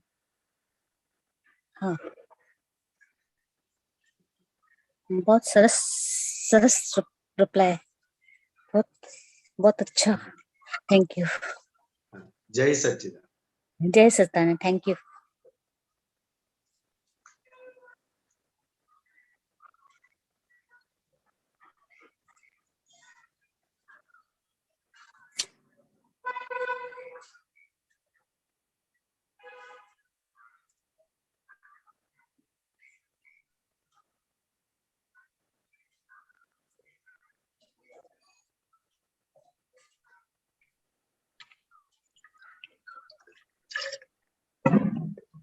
હેલો. હાજી સાહેબ. એક મિનિટ. નેક્સ્ટ ઉમેશજી. स्वामी जी जय सच्चिदानंद. स्वामी जी जय सच्चिदानंद. प्रणाम प्रणाम. स्वामी जी एक मुझे प्रयोगात्मक प्रश्न आपसे करना है, तो मुझे थोड़ा सा उसका बैकग्राउंड बताना पड़ेगा. हाँ जी. मेरी ज्ञान विधि, समर्पण विधि कोई आज से 5-6 महीने पहले हुई थी. अच्छा. और मेरा बैकग्राउंड ये है कि क्योंकि मेरे प्रश्न का मेरे बैकग्राउंड से बहुत बड़ा संबंध है, तो मुझे अपने रोग का सलूशन चाहिए. कि मैं काफी समय तक बहुत सीनियर पोजीशन पे काम करता था और मैं जिन लोगों को जवाबदार था वो मुझसे भी बहुत सीनियर थे, मतलब मैनेजिंग डायरेक्टर लेवल पे या ऐसे. तो मेरे अंदर एक शुरू से ये अहंकार में मेरे शुरू से चीज थी कि परफेक्शन चाहता था मैं. ना केवल अपने आप से मुझे परफेक्शन की एक्सपेक्टेशन थी, पर मेरी टीम से भी मुझे परफेक्शन की बड़ी जबरदस्त एक्सपेक्टेशन रहती थी. तो और वो एक्सपेक्टेशन पूरी भी होती थी और काम भी बहुत अच्छा चलता था, पर उसके चलते एक बीमारी मेरे अंदर पैदा हो गई जिसको मैं अब पकड़ पाया हूं बहुत क्लियरली, हठाग्रह, हठ, क्योंकि मुझे ये काम इसी तरह चाहिए और इसके अलावा और किसी तरह नहीं चाहिए, माय वे और the highway type of situation. तो अब तो दादा भगवान की कृपा से बहुत दया है उनकी मेरे ऊपर, लेकिन फिर भी ये हठाग्रह है मेरे अंदर। तो जब भी मैं कोई काम करवाने लगता हूं, अब मतलब अब तो मैं रिटायर हो चुका हूं, लेकिन अब मैं किसी गवर्नमेंट ऑफिस में या कहीं भी कोई काम करवाने के लिए जाता हूं, तो मुझे सामने से वैसी परफेक्शन नहीं मिलती, तो उसी हंकार के तहत मैं बड़े सीनियर आदमी से जाके अपना काम करवा लेता हूं, मेरा काम तो हो जाता है, लेकिन मेरा हठाग्रह नहीं खत्म हो रहा। तो अब इस हठाग्रह को खत्म करने के लिए आप मुझे बताइए मुझे क्या करना है। I am not very happy with this situation, जबकि सक्सेसफुल तो मैं हूं, पर ये जो रोग है मेरा खत्म होना चाहिए ना, हठाग्रह वाला। भले ये डिस्चार्ज अहंकार का हिस्सा है, पर कभी ना कभी तो इसको खत्म होना चाहिए ना, ये खत्म नहीं हो रहा। तो ये है मेरी प्रॉब्लम। तो आप कृपा कीजिए और मुझे सोल्यूशन बताइए इसका, मुझे क्या करना। आपका नाम? मेरा नाम उमेश है जी। उमेश भाई? हाँ जी, हाँ जी। ये मेरा हठाग्रह यानी किसका? ये मतलब उमेश का ही हठाग्रह है। जब मैं जानता मेरा कहता हूं तो मैं जानता हूं उमेश की बात कर रहा हूँ। हाँ, तो इतना ये क्लियर हो गया कि ये प्रकृति का भाग है, मेरा भाग नहीं, बराबर? हाँ जी, ये क्लियर है बिल्कुल, पर ये जाती नहीं बीमारी ना। हाँ, वही बता रहा हूं मैं उमेश भाई। तो कि अभी इतना क्लियर हो गया तो कि पहले तो इसकी जवाबदारी से आप निकल गए। अच्छा कि ये प्रकृति वाला भाग है और मेरा भाग शुद्धात्मा है, मैं शुद्धात्मा हूं, और ये हट जो कर रहा है वो प्रकृति वाला भाग है, बराबर है? क्लियर है, क्लियर है। अभी ये जो भाग हट वाला जो लेके आया है, तो उसका आप एनालिसिस भी बहुत अच्छे से करते होगे कि ये इससे किसी को दुख होता है, किसी को दुख नहीं होता है, वो होता है कि नहीं? हाँ, अब होता है, अब चरण मतलब ज्ञान विधि के बाद होता है। पहले समझ में नहीं आता था कि इससे किसी को दुख होता है कि नहीं होता है, लेकिन अब समझ में आता पर है। इतना क्लियरली नहीं आता था, नहीं आता था। हाँ, नहीं आता। हाँ जी, और अभी आ रहा है। जी जी बिल्कुल। तो कि अभी अपने को समझ में आता है कि ये प्रकृति मेरे लिए भी नुकसान करता है, दूसरों के लिए भी नुकसान करता है, इतना समझ में आ गया, तो ये प्रकृति टूटने की प्रोसेस शुरू हो गई। पर स्वामी जी अब भी ये उमेश को चैन से बैठने नहीं देता, कुदाकुदादी करवाता रहता है। वो ऐसा है उमेश भाई कि हमें ये जो विज्ञान मिला है ना, ये जो भान हुआ है शुद्धात्मा का, तो क्या हमारी प्रकृति का जो पेंडिंग वाला जो कर्मों का भाग है, भुगतने वाला, वो भाग ऐसा ही है। ये हमें जो ज्ञान भान होने के लिए जितना चाहिए था, उतना ये ज्ञानाग्नि में ज्ञानी पुरुष ने जला दिया, तब जाके हमें शुद्धात्मा का भान हुआ है। बाकी वाला भाग तो ऐसा का ही ऐसा ही है। हाँ जी, तो अब मैं क्या करूं? देखो, क्या करूं ये करने का बात नहीं है, अभी हमारे आज्ञा दृष्टि पकड़ने का है। हमें संभाव से फाइलों का निपटारा करना है, इतना नक्की करके चलना है। हाँ जी। और व्यवहार में उमेश भाई कैसा है जी? तो व्यवहार में परफेक्शन वाला ही काम चलता है। पर स्वामी जी ये उमेश उसके चक्कर में बहुत कूदाकादी करता है, तो इसको करने दो। वो जो कूदाकादी करता है ना, वो अभी जैसे जैसे हम अंदर नक्की करते जाएंगे ना कि मुझे आज्ञा दृष्टि से जीवन जीना है और फाइलों का संभाव से निपटारा करना है, सामने जो भी मिला वो रिलेटिव व्यू पॉइंट से, रियल से, शुद्धात्मा है, ऐसे ऐसे जैसे जैसे आप अंदर उसका उपयोग करते जाओगे, वैसे वैसे ये भाग के पीछे जो चिकनाहट है वो चिकनाहट कम होती जाएगी। अच्छा, हाँ, तो कि अभी ये आज्ञा दृष्टि का वहां पे उपयोग रखने का है। हाँ, जैसे जैसे हम समझते जाएंगे ना आज्ञा दृष्टि को, जैसे जैसे वैसे वैसे ऑटोमेटिकली वहां पे वो उपयोग आती जाएगी, और ये जो चिकास वाला भाग है ना, वो कम होता जाएगा, एकदम से जाएगा नहीं। इसलिए दादा भगवान एग्जाम्पल देते थे जी वो ये सर्दी की सीजन है और सर्दी हो जाए तो अंदर गले में क्या जम जाता है? बलगम जम जाती है, बेलगम जम जाता है ना। अभी वो इतना चिकास वाला है और हम फुटपाथ पे या लॉबी में थूक दे तो क्या होगा उसका? वो तो थूका जाएगा पर अंदर तो रह गया ना, अंदर रहेगा। लेकिन ये एग्जाम्पल देते थे दादा भगवान, तो क्या वो फर्श पे डाल दिया तो वहां पे चिपक जाएगा कि नहीं चिपक जाएगा? हाँ, वहां पर चिपक जाएगा, बिल्कुल ठीक। फिर एक टबलर पानी डालोगे तो चला जाएगा? नहीं, उसको रगड़ के हटाना पड़ेगा। हाँ, तो उसको 2-3-4 बाल्टी पानी डालो, नहीं तो किसी से वो करके फिर जाएगा। तो क्या ऐसा सब हमारे अंदर जो प्रकृति में जमा के लेके आए हैं, अभी उसको ऊपर से हम एक टबलर डालेंगे तो जाएगा, लेकिन मोलिक्यूलर जितना जाएगा, पूरा नहीं जाएगा। जाता तो है, उसके ऊपर पानी डाला ना तो थोड़ा थोड़ा जाता है, लेकिन पूरा जाएगा तब अपने को लगेगा हाँ चला गया। तो कि ये आज्ञा दृष्टि की प्रोसेस क्या है, तो कि जा ही रहा है आज्ञा दृष्टि से, लेकिन अभी पूरा गया नहीं है, इसलिए हमें लगता है कि अभी है। लेकिन जहाँ वहां पे आज्ञा का अप्लाई करने का शुरुआत हो गया, यानी उसका खलास होना शुरू हो गया। जी स्वामी जी, यहाँ पर एक फॉलोअप क्वेश्चन है, क्योंकि आपने बोला कि व्यवहार में परफेक्शन होनी चाहिए। हाँ। तो जब तक प्रॉब्लम ये है कि जब तक वो मतलब आपके कहने का मतलब शायद ये है कि जब उमेश किसी से व्यवहार करता है उसमें परफेक्शन होनी चाहिए। हाँ। पर उमेश को सामने वाले के व्यवहार से परफेक्शन नहीं होनी चाहिए। हाँ, सामने वाला तो नहीं, समझ आ गया। हाँ, वो उतना डेवलपमेंट लेके ही नहीं आया, तो आप उससे परफेक्शन की आशा कैसे रख सकते हो? और दूसरी बात ये कि अगर मैं सामने वाले से परफेक्शन को एक्सपेक्ट करता हूं तो मैं आज्ञा के बाहर जा रहा हूं। जी नहीं, एक्सेप्ट उसके परफेक्शन की आशा रखना बुरी बात नहीं है, लेकिन परफेक्शन नहीं मिलता है तो उसको एक्सेप्ट करने का। हाँ, उसको एक्सेप्ट करने का। अगर मैं उसको एक्सेप्ट नहीं करता तो मैं आज्ञा के विपरीत जा रहा हूँ। हाँ, तो आज्ञा अप्लाई नहीं हुई वहां पे।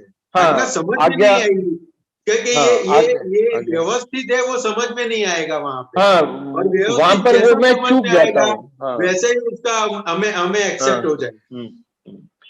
तो बस आपसे यही प्रार्थना है स्वामी जी, आशीर्वाद दीजिए कि ये हो जाए। बस ये जैसे भी करके हो जाए। से आशीर्वाद मांगने का, वो दादा भगवान के पास सभी शक्तियों का खजाना है। स्वामी जी प्रणाम स्वामी जी। जय सच्चिदानंद। जय सच्चिदानंद नमी बेन। जय सच्चिदानंद संतोषानंद जी। जय सच्चिदानंद। जय सच्चिदानंद दीपकानंद जी। जय सच्चिदानंद। संतोषानंद जी, આ सूत्र છે गुरुतम भाव लघुतम भाव के साथ रहे तभी परम विनय बना रहता है, नहीं तो परम विनय कभी भी नहीं बना रहेगा। तो આ સમજાવો ને કે આપણે લઘુત્તમ ભાવ માં તો હવે પુરુષાર્થ માં આપણે રહેવાનું છે, તો એનું થોડું મને સમજાવો।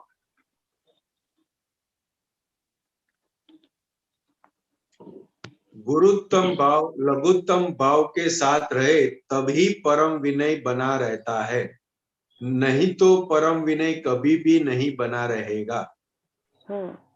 એટલે શું કહેવા માંગે છે? તો કે દાદા ભગવાને બહુ સિમ્પલ પરમ વિનયની વ્યાખ્યા કહી આપી। તો કે આપણને આજ્ઞા દ્રષ્ટિ પ્રાપ્ત થયા પછી, શુદ્ધાત્માનું ભાન થયા પછી અંદર બે ધારા છૂટી પાડી આપી, રિલેટિવ અને રિયલ। તો કે આ બે ધારાને ભેગી ના થવા દે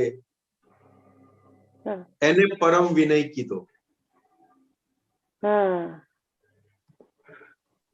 એટલે કે ગુરુત્તમ ભાવ અને લઘુત્તમ ભાવ બેઉ જોડે જોડે સાથે રહે તો પરમ વિનય બના रहेगा। તો કે આ બે છૂટું ને છૂટું રહે ત્યારે પરમ વિનય બની રહેશે। ક્યાંય પણ ઊંચું નીચું થઈ ગયું તો પરમ વિનય ખસી ગયો ત્યાં। ઓકે, એટલે આજ્ઞા. હા, એટલે કે અંદર રહેલા ભગવાન કેવા છે?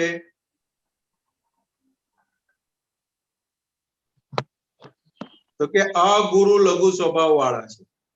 બરાબર. બરાબર. અને આ લઈ આવેલો ભાગ કેવો છે? ગુરુ લઘુ સ્વભાવ વાળો છે. હા, ગુરુ લઘુ સ્વભાવ વાળો છે. પણ કે લઈ આવેલા ભાગમાં ગુરુ લઘુ સ્વભાવની અંદર પોતે લઘુત્તમ છે એવી રીતને જીવતો જાય. દાદા ભગવાન કેવી રીતે જીવી ગયા? તો કે ટોપ મોસ્ટ જાગૃતિ, ટોપ મોસ્ટ દશા, વર્લ્ડની ટોપ મોસ્ટ જાગૃતિ, વર્લ્ડની ટોપ મોસ્ટ દશા, છતાં બધાની જોડે કેવી રીતે જીવી ગયા? તો કે અંદરનો ભાગ ટોપ મોસ્ટ હતો, છતાં જગતના લોકોની જોડે લઘુ થઈને જીવી ગયા. બરાબર. તો કે એક બાજુ ટોપ મોસ્ટ હોય ત્યારે બીજી બાજુ લઘુતા ઊભી થાય. એટલે કવિરાજે કીધું, જેમ જેમ સત્તા વધે નમી નમી ચાલજે, સાથીઓને જસ આપીને. પછી શું છે આગળ? રાજી કરી નાખજો. રાજી કરી રાખજો. એટલે કે આ દાદા ભગવાન જેમ જેમ સત્તા વધે, સત્તા વધવી એટલે કયો ભાગ કહેવાય? વ્યવહારનો ને? હા, સત્તા વધવી એટલે ગુરુ ભાગ કહેવાય. ગુરુ ભાગ. હા. હા, તો કે જેમ જેમ સત્તા વધે નમી નમી ચાલજે, એટલે લઘુ થઈને ચાલજે અને બીજાને જસ આપીને રાજી કરી નાખજે. એટલે કે આ બેઉ જોડે હોય ત્યારે પરમ વિનય બની રહે. એટલે હું કઈ જાણું નહીં. હા, તો કે હું કઈ જાણું નહીં. તો કે એ કેવળ જ્ઞાન ખુલ્લું થાય ત્યાં સુધી ને આગલા સમય સુધીનું દશા હોય કે હું કશું જ જાણતો નથી, છતાં એટલે સુધીનું બધું જાણીને બેઠા છે.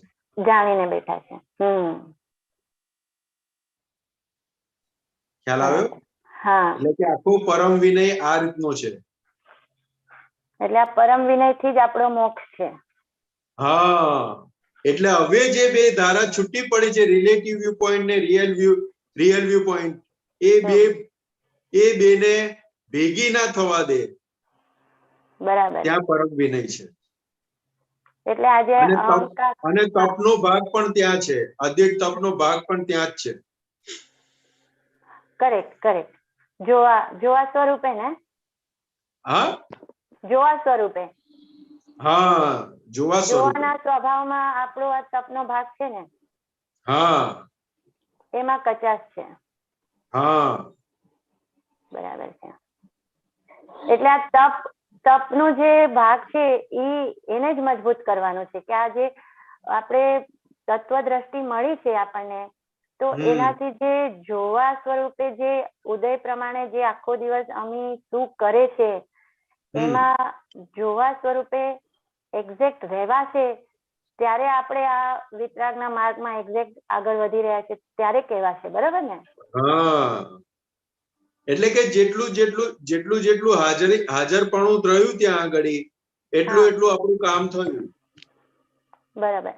અને તપનો ભાગ એટલે શું? તો કે લઈ આવેલો ભાગ મનાવા જાય, કરાવવા જાય, બધું કરાવવા જાય, બધું મનાવા જાય, પણ એ આજ્ઞા દ્રષ્ટિએ ત્યાં આગળ હાજર રહીએ એટલે આખો તપનો ભાગ ઉભો થયો. બરાબર. અને તપનો ભાગ જ્યાં ઉભો થયો એટલે ત્યાં ચારિત્ર ખુલ્લું થયું. કરેક્ટ. અને તે તપનો ભાગ ક્યારે વપરાયો? તો કે દર્શન એ પ્રમાણેનું ને જ્ઞાન એ પ્રમાણેનું વપરાયું ત્યાં આગળ, ત્યારે અધિક તપ ઉભું થાય. એટલે આ બધું ઇન્ટરલિંક છે બધું. એટલે મોક્ષના 4 પાયા કીધા ને, જ્ઞાન, દર્શન, ચારિત્ર અને તપ. બરાબર. सबका भाव जब खुला होता है, चारित्र. दीपकांत जी? હા ઉમેશ અંકલ નું શાયદ હા બંધ કર્યું. તો હું શું કહેતી હતી સંતોષાનંદજી, આ તપના ભાગમાં આપણે જે ભૂલી ગયા. ઓકે, જો સિમ્પલ વાત કરું, અજ્ઞા શક્તિ આપણને ઉદયની જે આયેલા વ્યવહારની અંદર કઈ પણ મનાવા જાય એની સામે પ્રજ્ઞા શક્તિનું આપણે સાંભળીએ અને આજ્ઞા દ્રષ્ટિ વપરાય એટલે આપણે ત્યાં આગળ તપ, અધિક તપ વપરાયું કહેવાય. બહાર કોઈને ખબર ના પડે, બરાબર છે, પણ અંદર બધું બદલાઈ ગયું. હા, અંદર પરિણે આપણું ચેન્જ થઈ ગયું બધું. હા, અંદર બધું જ બદલાઈ ગયું. કોઈની માટે રાગ, દ્વેષ, ક્રોધ, માન, માયા લોભ કશું થયું નહીં. એટલે આપણે અસર થઈ, હા, અસરને આપણે પોઝિટિવ લઈ લીધું એવું ને?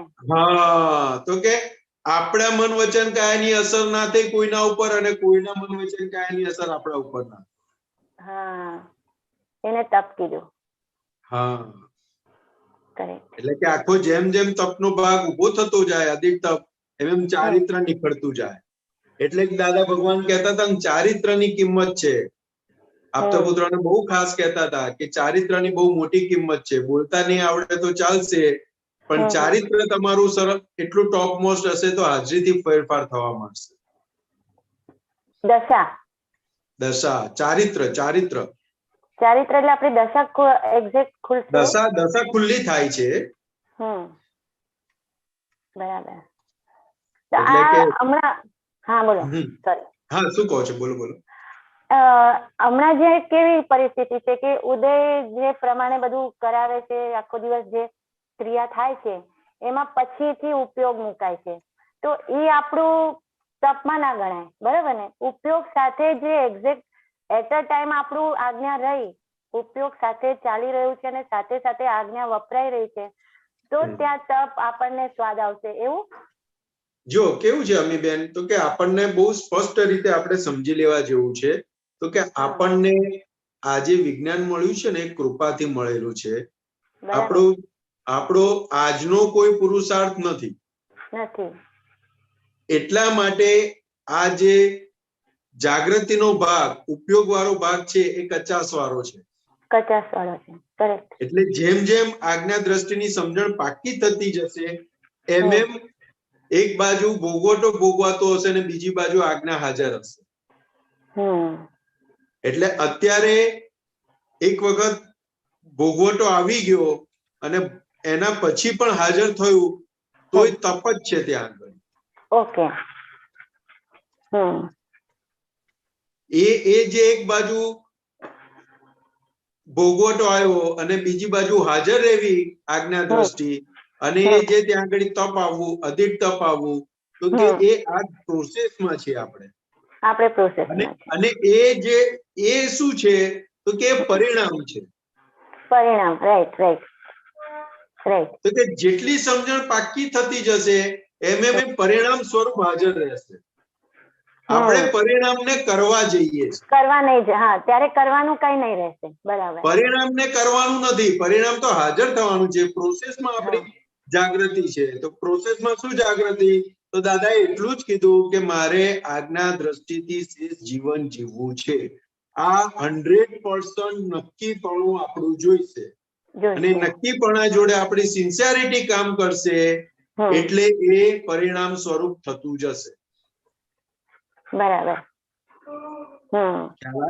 કરવા કશું જવાનું નથી. દરેક ક્રિયાની કરવાપણામાંથી દાદા ભગવાને બહાર કાઢ્યા છે. બરાબર છે. હવે જ્ઞાન ક્રિયાનો ખાલી ભાગ રહ્યો છે. એટલે જ્ઞાન ક્રિયાનો ભાગ કેવો છે તો કે બોજા વાળો નથી, બોજા રહિત નો છે. બોજા રહિત. અને કરવા વાળો ભાગ છે બોજા વાળો છે. મારે કરવાનું, મારે કરવાનું, મારે કરવાનું, મારે આજ્ઞામાં રહેવાનું, મારે આજ્ઞામાં નથી રહેવાનું, મારે ખાલી આજ્ઞા સમજવાની છે. સમજ આજ્ઞા હાજર રખાવશે. બરાબર છે. ખ્યાલ આવ્યો અમીબેન? આપણે પરિણામને પકડવા જઈએ છીએ. પરિણામ તો આપણે એક્ઝામ આપીએ એનું રિઝલ્ટ જ છે પરિણામ, તો કે માર્ક આઈને ઉભા રહેશે. કરેક્ટ. આપણે પરિણામને ચેન્જ કરવાનું કે એમાં ચેકાચેક નથી કરવાની. આપણે જે લખીએ છીએ ત્યાં આગળ બધું હાજર રહેવાનું છે. લખીએ ત્યાં હાજર રહેવાનું. બરાબર છે. ખ્યાલ આવ્યો? હા, આવ્યો. એટલે આ એ જગ્યાને જ અધિક તપ કીધું કે એ જગ્યાએ સમજણ હાજર થવી, એટલે જે પૂર્વેનું જે લઈને આવેલા છે મનાવવા જાય, અને આજની આપણું જે આજ્ઞા દ્રષ્ટિ વાળો ભાગ, જે સમજણ વાળો ભાગ છે ત્યાં વર્ક કરે છે, એટલે ત્યાં તપ ઉભું થાય. એને અધિક તપ કીધું. બરાબર છે. ખ્યાલ આવ્યો. બરાબર. રાઈટ. જય સચ્ચિદાનંદ. જય સચ્ચિદાનંદ. જય સચ્ચિદાનંદ. જય સચ્ચિદાનંદ. ગીતાબેન મણિનગર. જય સચ્ચિદાનંદ. દીપકાનંદજી, સંતોષાનંદ. જય સચ્ચિદાનંદ. હા, સંતોષાનંદજી, હમણાં વાત થઈ ને કે જે ગાંઠ મોટી હોય એના વિચાર આવે, તો હવે વિચાર તો આપણે રોકી નથી શકતા, પણ હવે ગાંઠ મોટી છે, સપોઝ કે લક્ષ્મીની ગાંઠ મોટી છે, એ ગાંઠને તોડવાની કેવી રીતે, કેવી રીતે ઓગાળવાની એને?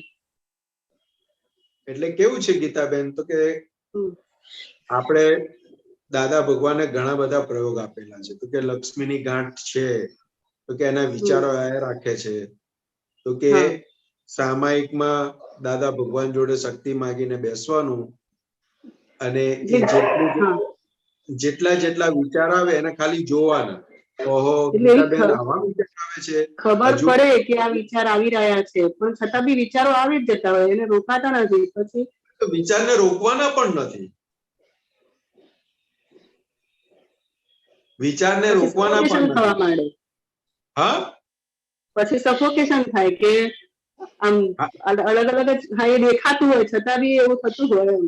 હા, એટલે સફોકેશન એટલા માટે થઈ જાય તો કે મને આવે છે એ ભાગ ઉભો થયો એટલે સફોકેશન ઉભું થાય, અને ગીતાબેન ને આવે છે એ અંદર જાગૃતિ રહી, એ ઉપયોગની ગોઠવણી રહી તો સફોકેશન ના. તોડવાનું કેવી રીતે? એ જોવાથી જ તૂટશે. એ જેમ જેમ જોશો એમ એમ ખલાસ થતું જશે. બરાબર. કેવું છે તો કે પેલા જૂના જમાનાની અંદર પેલી ઘડિયાળનું કાંટો મૂકે, ઘડિયાળ નથી તો શું મૂકતા હતા? રેતી વાળું મૂકતા હતા ને સમય માટે. નથી ખબર મને. એટલે ગ્લાસ નું હોય, ઉપર રેતી ભરેલી હોય, નીચે ખાલી હોય, એટલે ઉપર રેતી ભરેલી હોય ને ધીરે ધીરે ધીરે ધીરે ધીરે ધીરે કાણામાંથી પડતી જાય, એના ઉપરથી સમયનું આંકલન કરે કે આટલો પહોર ગયો. એ વખતે કલાક કે એવું નહોતું, એટલે કે આટલી ઘડી ગઈ, આટલો સમય ગયો, એના ઉપરથી આંકલન થતું. તો કે આ વિચારો જે છે તો કે જેમ જેમ જોવાતા જશે એમ એમ એ ખાલી થતા જશે. એ અને ઓલરેડી ખાલી થઈ રહ્યા છે. પણ જ્યાં મને આવે છે થાય એટલે એટલા ભાગમાં સફોકેશન થાય, એટલે એટલું ઊભું રહી ગયું. એટલે આમાં કેવું હોય, કશું હોય નહીં છતાં પહાડ લાગે, એમ એવું થઈ જાય. કશું હોય નહીં એટલે કારણ કે જીવનમાં એનું મહત્વ બહુ આપેલું લઈને આવેલા હોય ને, એટલે તો એની ગાંઠ મોટી હોય. એટલે ઘરમાં કોઈને કશું ના હોય, અને ગીતાને એટલું બધું હોય કે પહાડ સર્જાયો હોય. એટલે ગીતાબેનને સમજાવવાનું કે તમારી જોડે તમે અત્યારે આ બધું જે વિચારો આવે છે લક્ષ્મી માટેના, તો કે એ બધું તમને જે રીતનું તમે વિચારો જે રીતનું મળી જાય તો તમને ફાયદો શું? તમને વિચાર આવ્યો કે મને 5 કરોડ રૂપિયા મળી જાય તો મારું કામ થઈ જાય, તો કુદરત કે આપ્યા તમને, તો એનું શું કરશો તમે? કઈ જગ્યાએ વપરાશે? અંદર ભાવ તો એવો છે કે હા કે બહુ બધા એ આવે એટલે પછી આજુબાજુ વાળા બધા સગા સંબંધીઓ આવે કે નહીં જોડે? આવે. શેની માટે આવે? પૈસા માટે. હા, પછી એમની જોડે શું વ્યવહાર કરવો પડે? હા, એટલે સંબંધો પછી બગડતાય અપાય જાય કે ના અપાય, અંદર શું બોલે? ના અપાય હા, અને બગડે બધું. અને ના આપો અને બગડે તો પછી બીજો પ્રશ્ન કરવાનો ગીતાબેન ને કે આ તમે ના આપ્યા, એમની જોડે બગાડ્યું, તો હવે આ પૈસા તમારી જોડે આવવાના કે જે બગાડ્યું એ જોડે આવવાનું? બગાડી એ જોડે આવવાનું. તો કે આવી રીતે એને સમજણ આપવી પડે. તો કે આ જે વસ્તુની વેલ્યુ છે ત્યાં તમે દ્રષ્ટિ નથી, અને જેની વેલ્યુ નથી એ બાજુ તમે એને બહુ મહત્વ આપી દીધું છે. હા, એટલે પણ આ એવું ખ્યાલ આવે છે કે કશો પ્રોબ્લેમ નથી છતાં બી વિચારો આયા જ કરતા હોય એમ. હા, એટલે વિચારો કેવું છે ગીતાબેન, તો કે પૂર્વે અણસમજણના આધારે જે અભિપ્રાયો અપાયેલા એના આધારે આજનું મન બનેલું છે. હા, એટલે કવિરાજ શું કહેતા હતા? તો કે મહાવીરને પણ મન બદલવું મુશ્કેલ. તો કે મન બદલવું મુશ્કેલ છે. કેમ? તો કે પરિણામ છે. પરિણામ તમે એક્ઝામ આપીને આવેલા છો, એનું રિઝલ્ટ આજે આવેલું છે. હવે રિઝલ્ટ નથી ગમતું તો તમે એક્ઝામ તમે આપતી વખતે અગડમ બગડમ કરી ત્યારે આ રિઝલ્ટ આવ્યું ને. હા, બરાબર. તો કે હવે એ બદલાવાનું નથી. તો શું થાય? તો કે દાદા ભગવાને એનો ઉપાય આપ્યો. તો કે એને જુઓ એટલે ખલાસ થતું જાય. હા, અને બહુ બહુ બહુ ફોર્સ હોય તો દાદા ભગવાન ઘણી વાર કહેતા હતા, બહુ ફોર્સ આવ્યો હોય ને તો કહેવાનું કે ભાઈ અત્યારે મારી જોડે સમય નથી, હું તને કહું ને એ ટાઈમે આવજો તો તમને અમે સારી રીતે સાંભળીશું. હા, એટલે બધા ઉપાયો આપ્યા છે દાદા ભગવાને એને ટેકલ કરવાનું, મનને ટેકલ કરવાનું. એટલે અમુક વખતે કેવું થાય ખબર છે, આમ વપરાય કેટલાય બધા કેટલો પૈસા વપરાતા હોય, પણ અમુક વસ્તુમાં એવી કરકસર કરે ને કે આમ એમ થાય કે શેના માટે આ બધું એમ. એટલે કેવું થાય કે દૂધની થેલી હોય ને તો ફેંકી દઉં આમ, પણ અંદરથી મન એવું બતાવતું હોય કે ના નથી ફેંકવું. હવે 6 મહિને 10 રૂપિયા આવતા હોય અને એ રાખવાની ક્યાં જરૂર છે, છતાંય મનને એટલું સ્ટ્રોંગ કરવું પડે છે કે ના નથી જ રાખવાની. એટલે આવી નાની નાની વસ્તુમાં આવું થઈ જતું હોય એમ. આમ મોટા પૈસા ઘણા વપરાતા હોય, એમને તો કેટલા એમને આપી દેતા હોય. એટલે આ પ્રકૃતિ છે, એને જાણવાની આપણે. હા, અને જેટલી જેટલી જણાતી જશે ને એટલી એટલી ખલાસ થતી જશે. એને પકડી નથી રાખવાનું. આમ કરવું છે કે આમ કરવું છે પકડવા નથી જવાનું. શું બની રહ્યું છે એને જોવાનું છે. બરાબર. આપણે ક્રિયાને પકડીએ છીએ. હા, ખ્યાલ આવ્યો? એ ક્રિયાઓને પકડવા નથી જવાનું આપણે. હવે આપણને જે આ દ્રષ્ટિ પ્રાપ્ત થઈ છે એપ્લાય કરવાની છે. એમ પ્રકૃતિ એ ધોવાતી ખલાસ થતી જશે.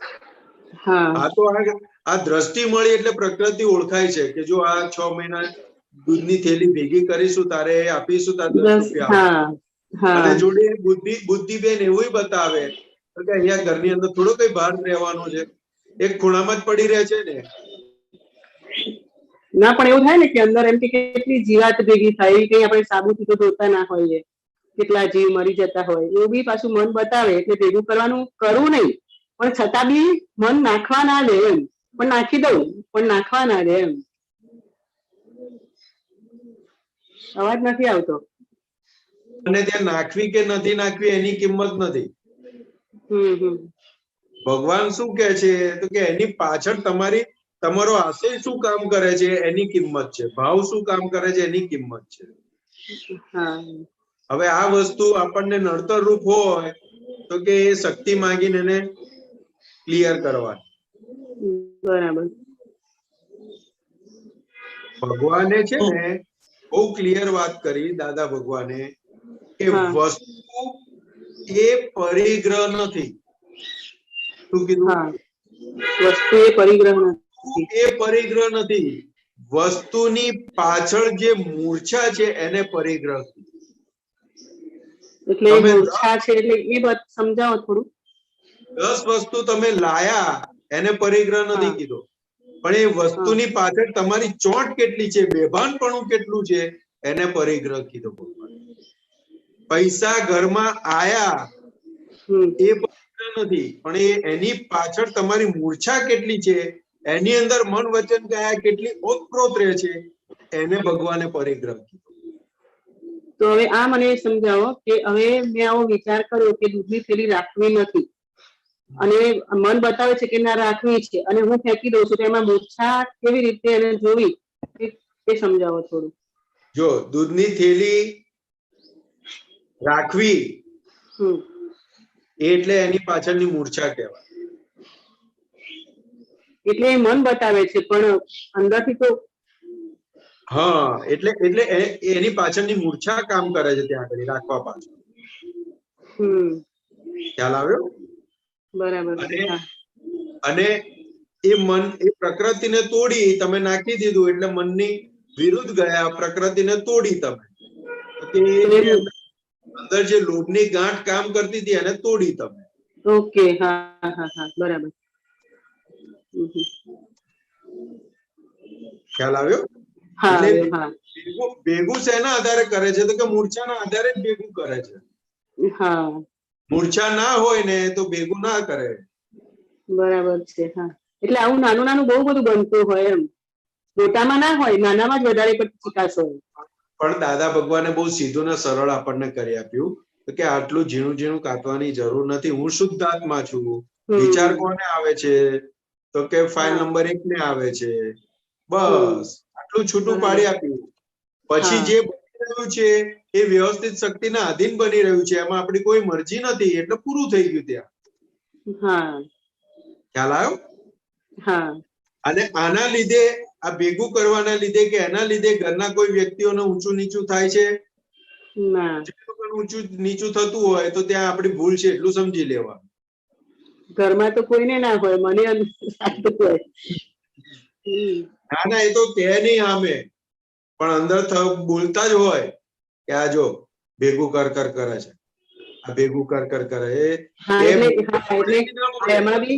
આમાં બી એવું થયેલું. હમણાં 2 દિવસ પહેલાનું જે છે કે કેવું કે હસબન્ડ ને પેલું લાઈટ આખો દિવસ ને લાઈટ જયારે ઘરમાં હોય ને ત્યારે લાઈટ પંખા ચાલુ હોય અને પછી નીકળે ને એટલે બંધ ના કરે. એટલે મારાથી કહેવાય જાય કે તમે છો ત્યાં સુધી વાપરો, પણ બહાર નીકળો છો તો પછી બંધ કરીને નીકળો એમ. તો એ એમના કશી અસર ના થાય. તો 2 દિવસ પછી પિતાએ ટ્રીક વાપરી. એટલે આ તો જસ્ટ પછી એવું શું કીધું કે ના ના, એટલે આ બધું બહુ સમય કીધું ને તો એમનામાં કઈ ફરક ના પડે. તો પછી સત્સંગમાં પેલું દીપકાનંદજી જોડે પેલું એમના ભત્રીજાનું સાંભળ્યું ને કે તમે કેવી રીતે કહો છો એના પર ડિપેન્ડ છે એમ. એટલે પછી ગીતાએ આખી ટ્રીક વાપરી કાઢી કે તમે જો બંધ નથી કરતા તો મને તો કશો વાંધો નથી, તમારે જ કમાવાનું છે, તમારે જ ભરવાનું છે. અત્યારે ફાઇલ તો સાંભળે જ છે એમને, એટલે સાંભળે જ છે જોડે. તો પછી એમને મેં એવું કીધું કે જો તમારા પૈસા છે, તમારે કમાવાના છે, તમે વધારે વાપરશો તો બી તમારે વધારે મહેનત કરવી પડશે, મને કઈ નુકસાન જવાનું નથી. એટલે અંદર મને ખટકતું હતું, પણ આવી રીતે એમને કીધું, એમ ટ્રીક વાપરીને કીધું કે તમારે વધારે તમારા પૈસા નકામા જાય ને મને પોસાય એવું નથી, એટલે હું તમને કહું છું. એટલે આવી રીતે કહેવાય ગયું. હા, એટલે વ્યવહારની અંદર કેવું છે તો કે સમ્યક ઉપાય કરવાના.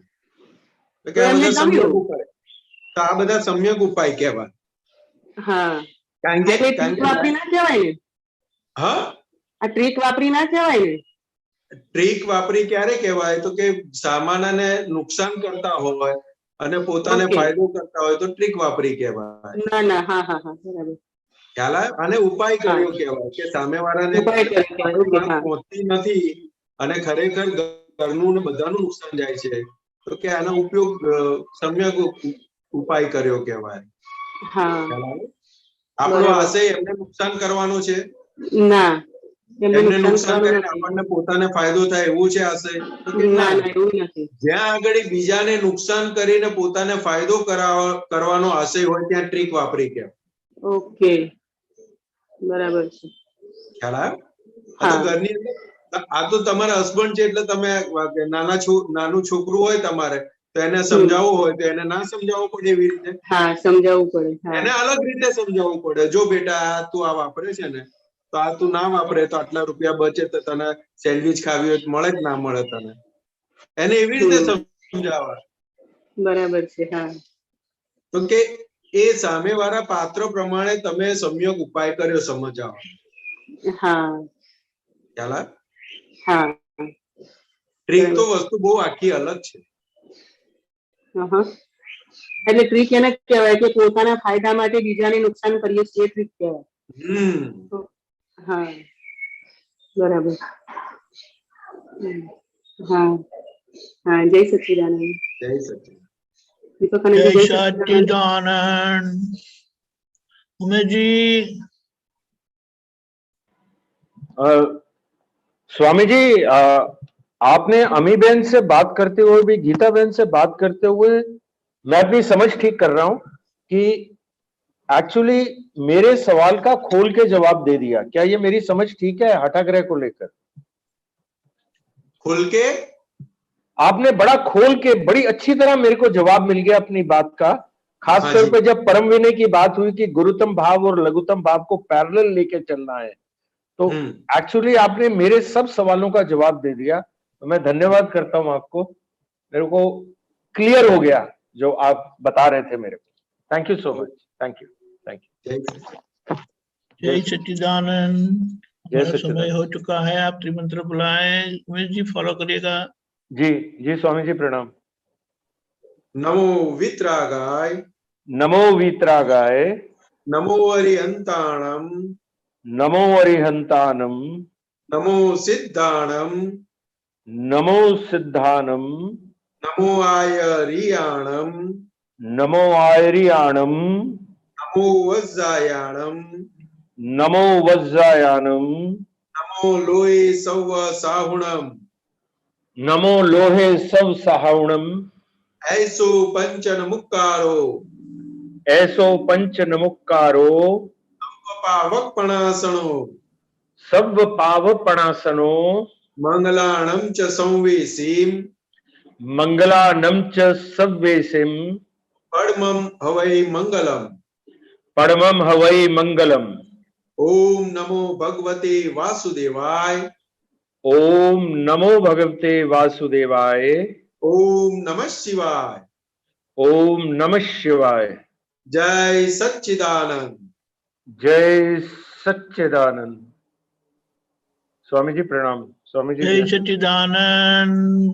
जय सच्चिदानंद. स्वामी जी जय सच्चिदानंद. स्वामी जी प्रणाम. जय सच्चिदानंद दीपकानंद जी. जय सच्चिदानंद. जय सच्चिदानंद. जय सच्चिदानंद. दीपकानंद जय जय सर्वे महात्मा. खुशी जय सच्चिदानंद. जय भाई जय चंदन मासी जय सच्चिदानंद. सच्चिदानंद. सर्वे आत्मपरमात्माओं ने जय सच्चिदानंद. नरेश भाई जय सच्चिदानंद. भाई जय सच्चिदानंद. તારો અવાજ નથી આવતો. ખુશી जय सच्चिदानंद. दीपकानंद जी जय सच्चिदानंद. जय विनुभाई भाई जय सच्चिदानंद. धर्मेश भाई जय सच्चिदानंद. जय सच्चिदानंद. अमित जी जय सच्चिदानंद. जी जय सच्चिदानंद. नील जी जय सच्चिदानंद. बेन जय सच्चिदानंद. जय सच्चिदानंद. जय सच्चिदानंद. नितेश भाई जय सच्चिदानंद. भाई जय सच्चिदानंद. जय सच्चिदानंद. जय अक्षय भाई नरेश भाई जय सच्चिदानंद. पधारजो. सच्चिदानंद. सच्चिदानंद. जय सच्चिदानंद.